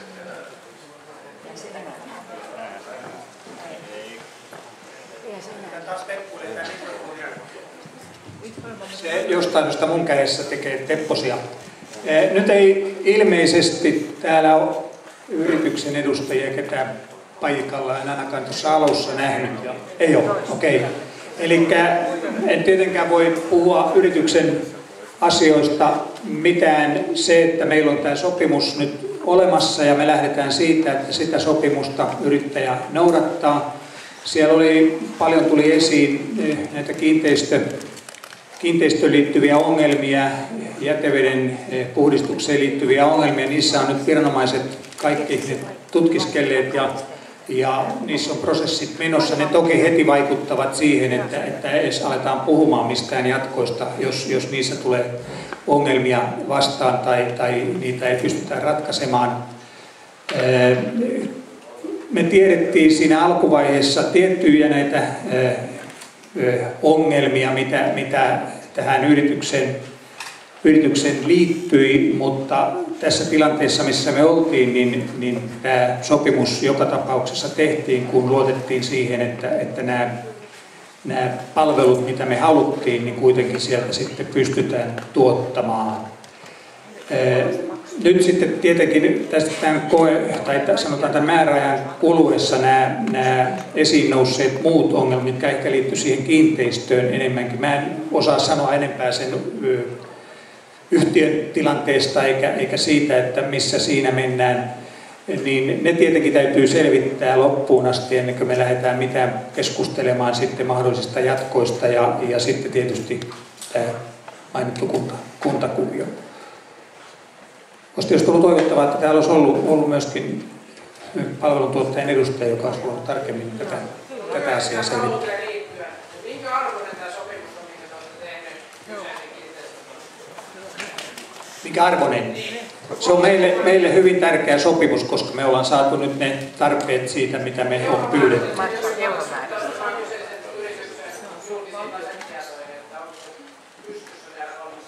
Meillä on siinä sopimuksessa eli me on solmittu sopimus tämän yrityksen kanssa majoituspaikasta ja ateriapalveluista. Euromääräinen sopimuksen arvo on per nuppi, per vuorokausi. Siitä tämän palvelun osalta per nuppi taitaa tulla suurin piirtein bruttohintana 30 €, olisikohan se. Siinä on ateriapalvelu, joka sisältää aamiaisen, lounaan, päivällisen ja tämmöisen iltapalan ja sitten tämä majoituspaikka. Nythän me ei olla vielä saatu sopimuksen mukaan kaikkia ihmisiä sijoitetuksi sinne niihin asuinhuoneisiin, vaan osa edelleen on siellä patjamajoituksessa ja se tietysti on sitten vaikuttanut siihen, että ei me myöskään niistä kaikista sitä korvausta ole maksettu, mikä sopimus edellyttää, koska ne ei asu vielä näissä asunnoissa, näissä huoneissa.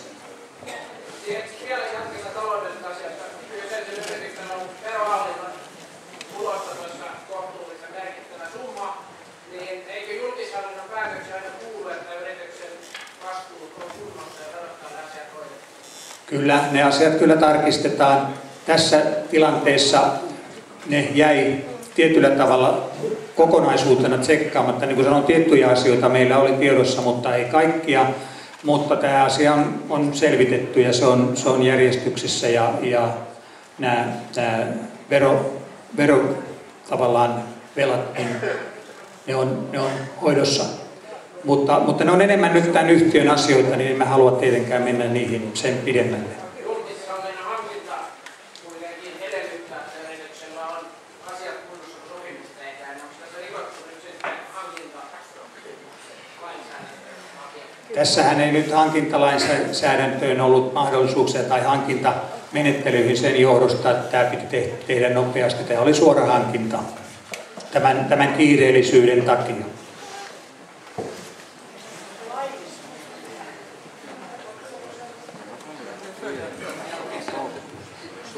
Joo.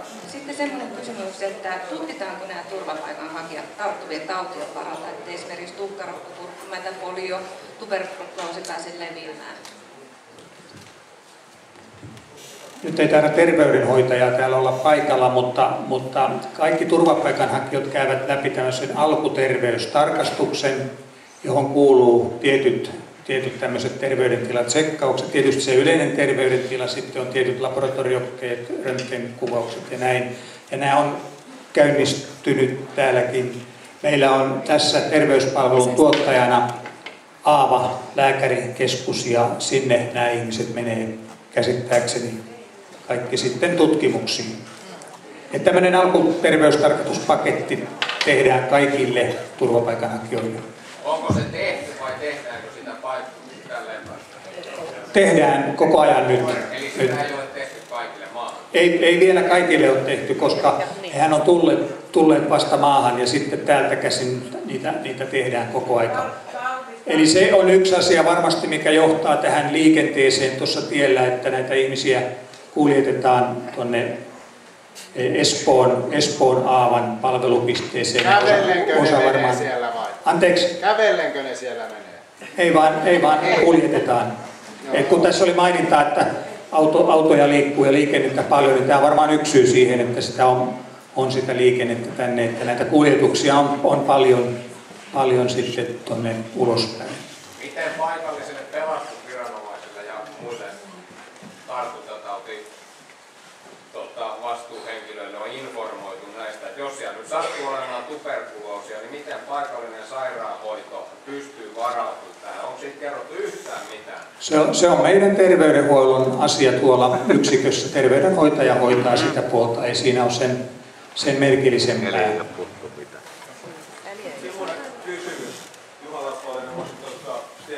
Niin asti oikeastaan. Niin asti. Jos on aika hyvin tullut vastaan, että käytetään, osa haluaa auttaa suoraan selkeästi, osa on epäilyksiä, osa pelkää lastensa puolesta oman turvallisuuden. Nyt kun tässä on kysytty suoraan, niin täällä on tullut selkeästi, tiedätte kun kissa kuumaa puuroa, ei suoraan vastausta.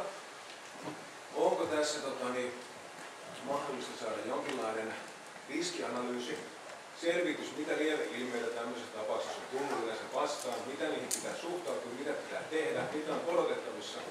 Siitä pystyy tekemään paketti, jos halutaan auttaa. Pitää myös tehdä toisesta suunnasta, mitä riskejä, mitä siinä on vastassa. Mulla on itsellä tuolla 6 metriä halkoja pitäisi tehdä, mä voin hyvätä pari apulasta sinne käymään. Ei siinä ole mitään, mutta mä haluan tietää tämän vastapuolella. Mitä lieveilmiöitä, mitä kaikkea yleensä näihin liittyy, etenkin tähän. Kuten sanottu, 20-vuotiaita jätkiä, sen tietää mikä siinä liikkuu pääsee sitten helposti, kun pääsee stressistä pois. Tulee sitten nämä kaikki stressilaatumiset sun muut. Miten suhtautua? Mitä tehdä? Konkreettinen joku muista paikoista vaikka, että mitä on tehty, miten niihin pitää suhtautua. Semmoinen analyysilista, ohjeistus. Ja sitten mekin tiedetään, että se on otettu huomioon, meidät otetaan huomioon ja varaudutaan siihen. Se on todennäköisesti, mikä täälläkin monta huoletta on juuri tämä, että mitä muualla, miten meidän. Tähän ei tietenkään ole mitään malliesimerkkiä tai tilanteet vaihtelee riippuen missä sijaitaan. Niin kuin itsekin olette todenneet, että tämä on vähän syrjässä. Täällä saattaa olla toisenlaisia ongelmia kuin jossakin keskustassa, missä päästään siihen yhteisöön mukaan noin jouheasti. Ne on niitä asioita, mutta sitten toisaalta ei me voida antaa kenellekään mitään malleja tai ohjeita siitä, miten suhtautua. Niin kuin itsekin totesit, täällä on joukossa ihmisiä, jotka suhtautuvat tällä tavalla, on joukossa ihmisiä, jotka suhtautuvat tällä tavalla ja jotkut vielä 3 tavalla, niin ei me voida antaa ohjeita, että sinun pitää suhtautua tähän tällä tavalla. Sehän on jokaisen omassa harkinnassa ja ratkaistavissa, miten minä tämän asian otan vastaan. Se on avoimesti kerrottu lieveilmiöstä, mitä siihen liittyy yleensä. Se velvoittaa meidänkin puolella huomattavasti sitä, että miten näiden kanssa tehdään. Mä oon ollut 2,5 vuotta ulkomailla. Mä oon kävellyt täysin vähemmistönä ympäristössä. Mä suunnilleen tiedän, mitä tuntuu mennä täysin outoon paikkaan, olla tekemättä yhtään mitään muuta kuin se on palkkatyössä. Mä oon päässyt pois sieltä halutessa, jos olisin halunnut. Mutta illat oli ihan riittävän pitkiä siihen. Silloin varmaan sinä henkilökohtaisesti osaat suhtautua tähän asiaan, kun sä tiedät, miltä tuntuu olla vieraassa paikassa yksin. Mutta yhäkin tämä, että suuri yleisö, tämän suurimmalla ei varmasti ole kokemuksia tämmöisestä vastaavasta. Mitä muualla on vastaavissa paikoissa tapahtunut? Miten siellä on hoidettu näitä asioita arkipäivänä? Miten niitä muissa keskuksissa tehdään? Kyllä, siinä yksinkertaisesti on siitä kysymys, että se ympäröivä yhteisö lähtee mukaan siihen yhteistyöhön sen vastaanottokeskuksen kanssa. Täällä oli hyviä mun mielestä esimerkkejä, että miten haluttaisiin tulla sitä ja tätä. Ja niin kuin Veikko Pyykkönen totesi, että sinne kaikki on tervetulleita ja sitten yhdessä voidaan miettiä, mitä tässä voidaan tehdä. Ja sitä kautta toivottavasti ne pelot ja tämmöiset epäilykset pikkuhiljaa sitten häviää. Ja niin kuin todettu tässä, niin nämä on hyvin erityisessä tilanteessa olevia ihmisiä tämän oman prosessinsa suhteen ja odottavat jotakin viranomaisen päätöstä, joka ratkaisee heidän seuraavan elämänsä vaiheen. Saako he jäädä Suomeen vai joutuuko he lähtemään pois? Että se on se tausta, mikä meidän pitää niin kuin ymmärtää, mikä näillä ihmisillä on. Mä oon kunnanjohtajan kanssa samalla tavalla vähän tekemissä oman duunin puolesta. Mä haluaisin Tarmo Haarata, kun se oman mielipiteensä. Asia. Vaan hiljaa.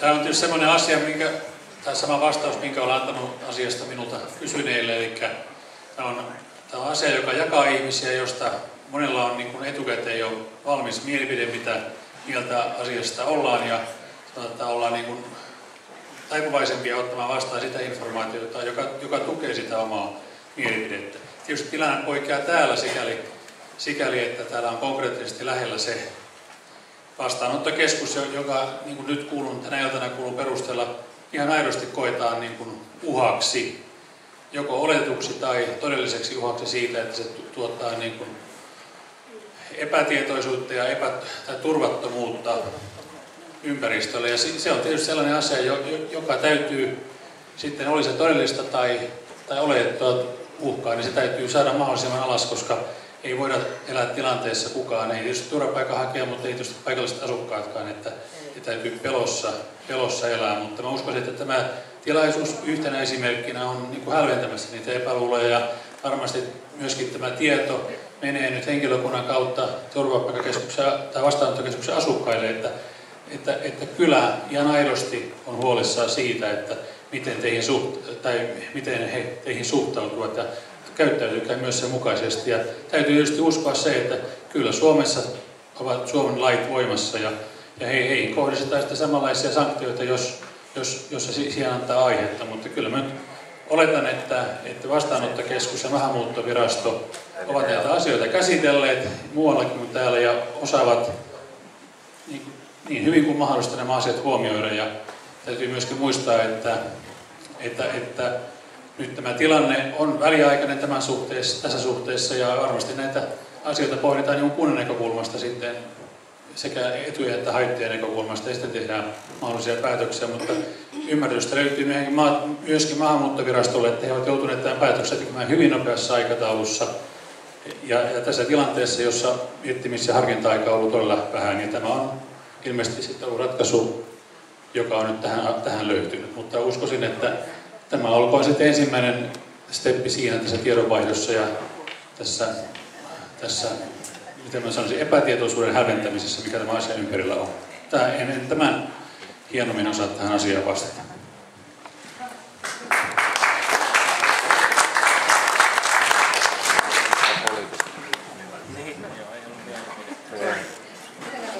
Semmoinen kysymys, että mitä sitten tapahtuu, jos...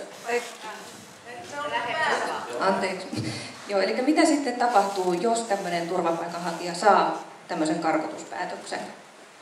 Ainakin tuossa oli Joutsenon tapauksessa puhuttiin, että ne, jotka siellä oli, nämä albaanit, saanut käännytyspäätöksen, mutta sitten ne oli tapelleet siellä, niin kuitenkin karkotetaan vasta niin kuin sitten syyskuun lopulla. Että miksi niin kauan se kestää se karkotus? Poliisia vastaa meillä näiden käännytysten täytäntöönpanosta. Ja tämä tilanne myös näkyy poliisilla, että heillä ei resurssit kerta kaikkiaan riitä näihin kaikkiin käännytyksiin.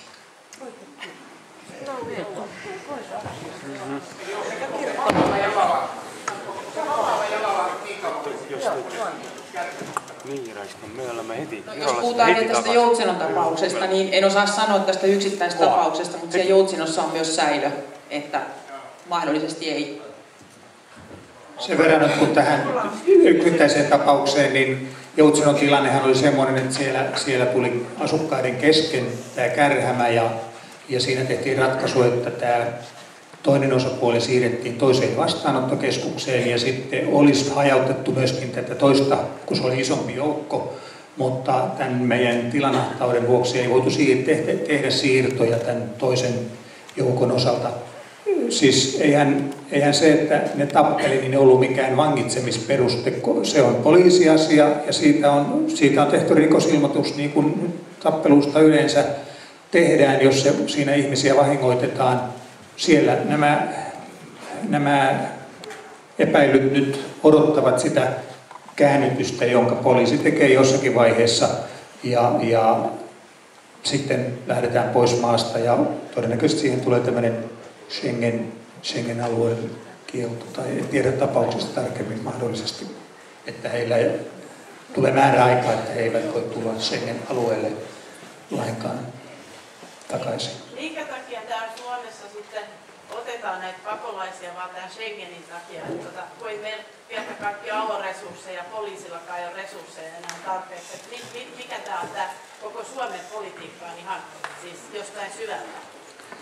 Tässä on kysymys, niin kuin Veikko Pyykkönen siinä alkuvaiheessa totesi, että Suomi on, meidän kansanedustuslaitos on sitoutunut tiettyihin kansainvälisiin säädöksiin ja sen perusteella Suomi on velvollinen samalla tavalla kuin kaikki muutkin EU-maat ottamaan vastaan, jotka tähän on sitoutunut maan rajoille tulevia, jotka hakevat turvapaikkaa.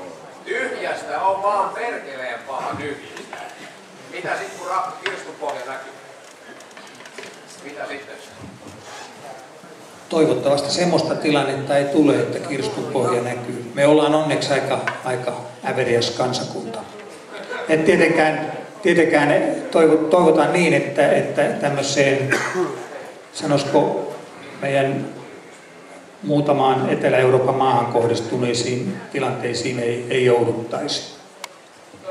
Vielä siihen liittyen, jos sitä karastin päätöksen, niin he siis odottaa sinä aikana vastaanottokeskuksessa se täytäntöönpanoa, niin mitä jos se sinä aikana tekee joku rikoksen, jääkö se, ja se on niin turma, että heidät vangitaan ja tuomitaan siitä, jääkö Suomeen vai karkotetaanko se sieltä? Se todennäköisesti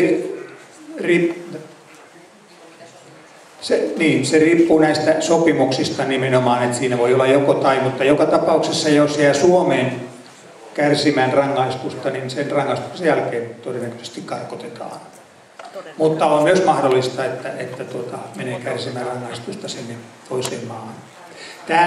Tämä on käännyttämistä, kun kielteisen turvapaikkapäätöksen jälkeen tehdään maasta poistaminen. Siinä käännytetään henkilö takaisin siihen kotimaahan tai sinne maahan, mistä hän on tullut. Mä toivoisin tässä lopussa sellaisia seikan, kun mehän emme ole Helsingissä, vaan me olemme täällä Länsi-Uudenmaan poliisilaitoksen alla. Ja Länsi-Uudenmaan poliisilaitos toimii kilopoliisista, eli Suomen pieni poliisi, kilopoliisi. Ja iltaisin ja viikonloppuisin koko läntisellä Uudellamaalla on 2–4 partiota. Ja jos se vapaa partio sattuu olemaan Hankoniemellä ja se lähtee tulemaan tänne Evitskuukiin, niin se on sitten tunnin ajoin. Ja jos sinne tarvitaan useampia partioita, niin niitä pitää pyytää Helsingistä tai Vantaalta. Eli se ei sitten ole se puoli tuntia, se mikä se apu tulee, vaan se on toista tuntia maksimissa, jos oikein hyvin käy. Ja tällaisia seikkoja pitää sitten kyllä ottaa huomioon, että riskianalyysiä tehdään. Onko muuten riskianalyysiä tehty?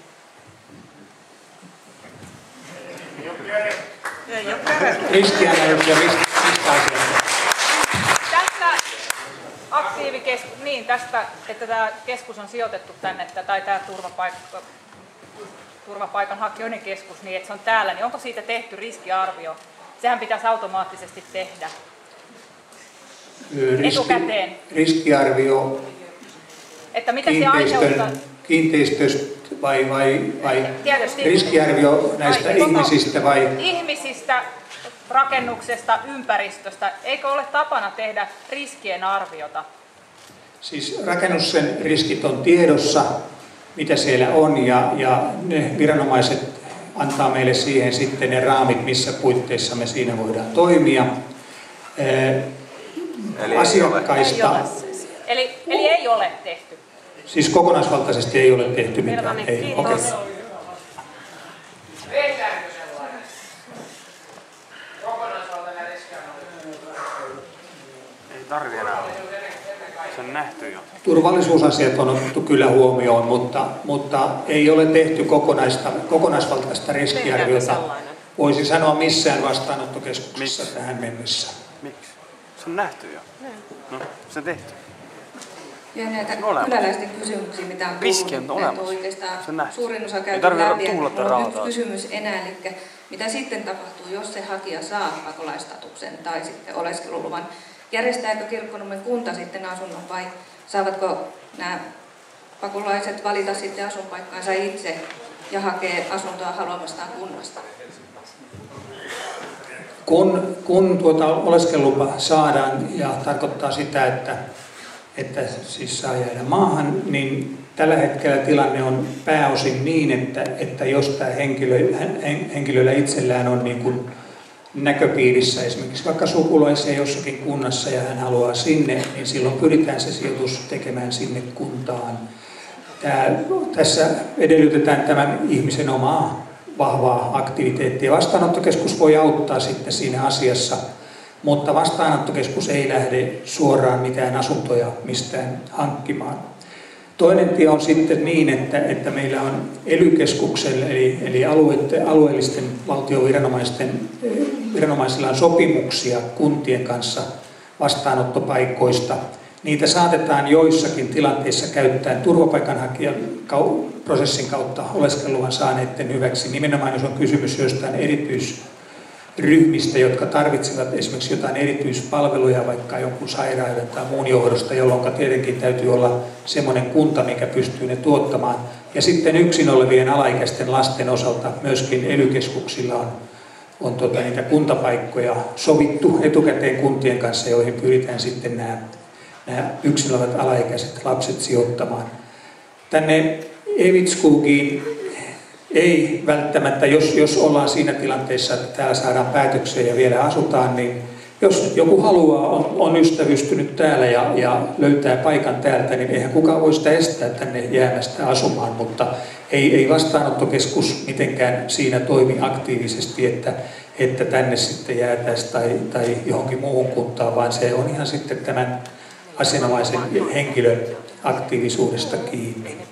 Että vaikea sanoa tässä vaiheessa, jos me ajatellaan nyt näitä tämän hetken hakijaprofiileita, niin tämä nyt on kuitenkin suhteellisen lähellä pääkaupunkiseutua. Pääkaupunkiseutuhan on se vetävin alue, että hyvin monta kertaa esimerkiksi tuolla jossakin Keski-Suomessa tai Pohjanmaalla tai Pohjois-Suomessa asuva henkilö, niin sitten saa tuon päätöksen muuttaa tänne pääkaupunkiseudulle sitten asumaan. Ovatko he myönteisen päätöksen saaneet henkilöt, vaikka sitten statukseltaan kirkkonumelaisia lähtökohtaisesti? Siis kyllä, sitten he tulevat kirkkonumelaiseksi, jos he jäävät tänne. Kyllä, näin on. He on Kirkkonummen asukkaita sen jälkeen. Miksi Suomeen tulevat turvapaikanhakijat kieltäytyy YK:n tarjoamasta suojelusta? Kieltäytyvät YK:n tarjoamasta suojelusta, eli pakolaisten tai jätetään? Osaatko sä Minna tuohon? Pakolaisleireistä. Se on YK:n tarjoamaa suojelua, siellä lähtömaan lähellä. He ohittavat tai jättävät ne, ja varallisuudessa perusteella voivat matkata mitä haluavat, ylittävät elintasoja ja hakevat mistään kuuluvaa muualta maasta. Kulkevat monen EU-maan läpi, hakematta mitään suojelua tai muuta. Ilmenee vasta Suomessa. Joo, mutta ei varmaan tämä Suomi mikään ihanne paikka ole, tänne välttämättä halutaan. Että valtaosahan jää muualle. Näitä pakolaisleiriähän ei välttämättä ole joka paikassa ja ei sinne ole mahdollisuuksia kaikkialta mennä. En osaa sanoa, mitkä kriteerit kelläkin yksilöllä sitten on näissä asioissa, mutta nämä määrät on semmoisia, että niitä kyllä kaikkien reittien ja kaikkien keinojen kautta käytetään. Ja tässähän, jos puhutaan sitten sieltä kriisialueelta lähtemisestä, niin siinähän on myös kysymys sitten hyvin epämääräisistä isoista bisneksistä, jota tähän liittyy tähän salakuljettamiseen, näiden ihmisten kuskaamiseen sieltä sitten tänne EU-alueelle. Näkyy himaa sitten, emme vielä mulla on tässä muita mukana. En tiedä siitä, että kuka kieltäytyy tai ei kieltäytyy ja miksi tehdään näin tai näin, en osaa sanoa. Eikö myös sitten Mustalla olevan kohta. Mikäli henkilö on hakenut siellä turvapaikkaa, niin kyllä. Hän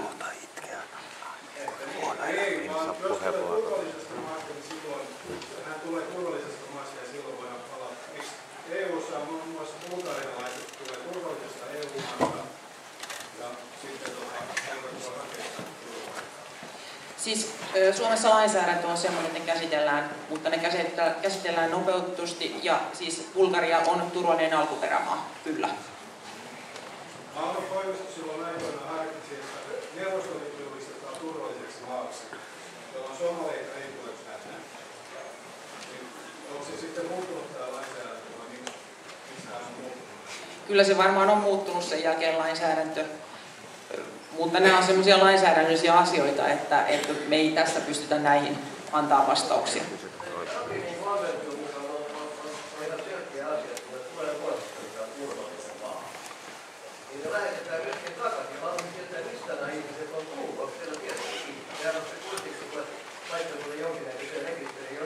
Tai poliisi ja raja on. Ei me olla vielä näitä ihmisiä laitettu rekisteriin eikä edes tavattu. Haluaisin tässä sanoa...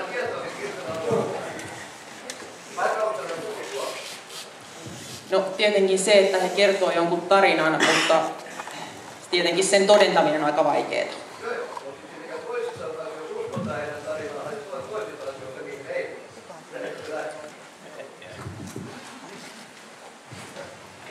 Mistä nämä ihmiset on tulleet, niin valtaosa, niin kuin sanoin, tulee pääkaupunkiseudulle todennäköisesti lentämällä ja varmasti sitten Viron puolelta. Turun suunnalle tulee paljon, se on iso niin kuin maahantuloalue, ne tulee Ruotsin kautta ja Pohjois-Suomeenkin tulee paljon, ne tulee sieltä rajan yli Ruotsin kautta. Kyllä, tämä pitää paikkansa. Kyllä.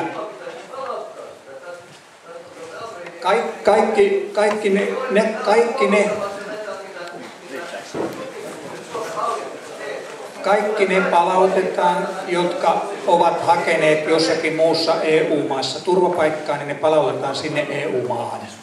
Mutta kuten ymmärrät varmaan nyt, kun on tämä määrä kasvanut, niin siinä on viiveitä ennen kuin ne palautukset voidaan toteuttaa, kun on paljon ihmisiä, joita selvitetään. Mutta jos niillä löytyy tämmöinen hitti jostakin EU-maasta, että ne on hakenut sitä siellä, niin sinne heidät palautetaan. Joo, kiitos, jos saisin puheenvuoron. Nyt kun täällä on ihan valtakunnallinenkin media paikalla, Maikkari ja ehkä Ylekin, niin haluaisin lähettää sisäministeri Petteri Orpolle viestin kokoomuksen ministerille, että asiapohjainen ja faktoihin perustuva maahanmuuttokritiikki ei ole rasismi. Kiitos.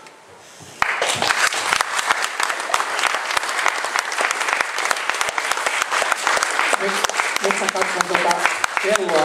Paljon olisi varmaan kysymyksiä, mutta voitaisiinko me nyt tässä tehdä semmoinen juttu, että tätä keskustelua voisi jatkaa jonakin toisena ajankohtana sopimalla siitä Veikko Pyykkösen kanssa ja sinne menisitte tutustumaan vastaanottokeskukseen ja siellä voisi jatkaa tätä keskustelua.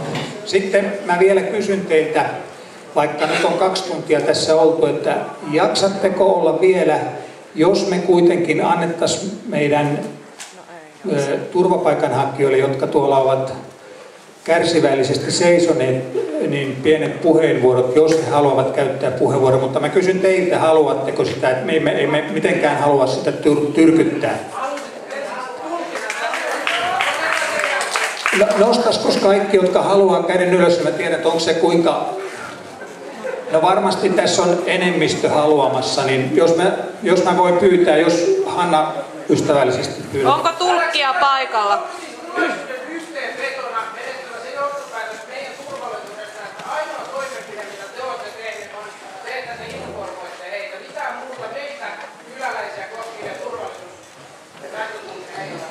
Vetoamme tässä teidän ja meidän yhteistyöhön, että te ilmoitatte kaikista tämmöisistä asioista ja aina vaan yhä uudelleen puututaan niihin, jos tulee tämmöisiä pihalle kulkemisia ja muita. Ja Veikko Pyykkösen joukko taatusti, tänään tuli, kun mä olin siellä paikalla, tuli soitto tästä polkupyöräasiasta, niin Veikko marssi suoraan selvittämään, että ketä ne herrat oli, jotka tässä on ollut mukana. Ja asiaa käytiin heti, ei saatu poikia selville, mutta kyllä niihin heti puututaan. Se on se keino, millä tässä pyritään niin kuin ikään kuin, jos sanoisi, kouluttamaan tässä ja siihen meidän yhteiskunnan systeemeihin. Mutta jos... Joo. Jos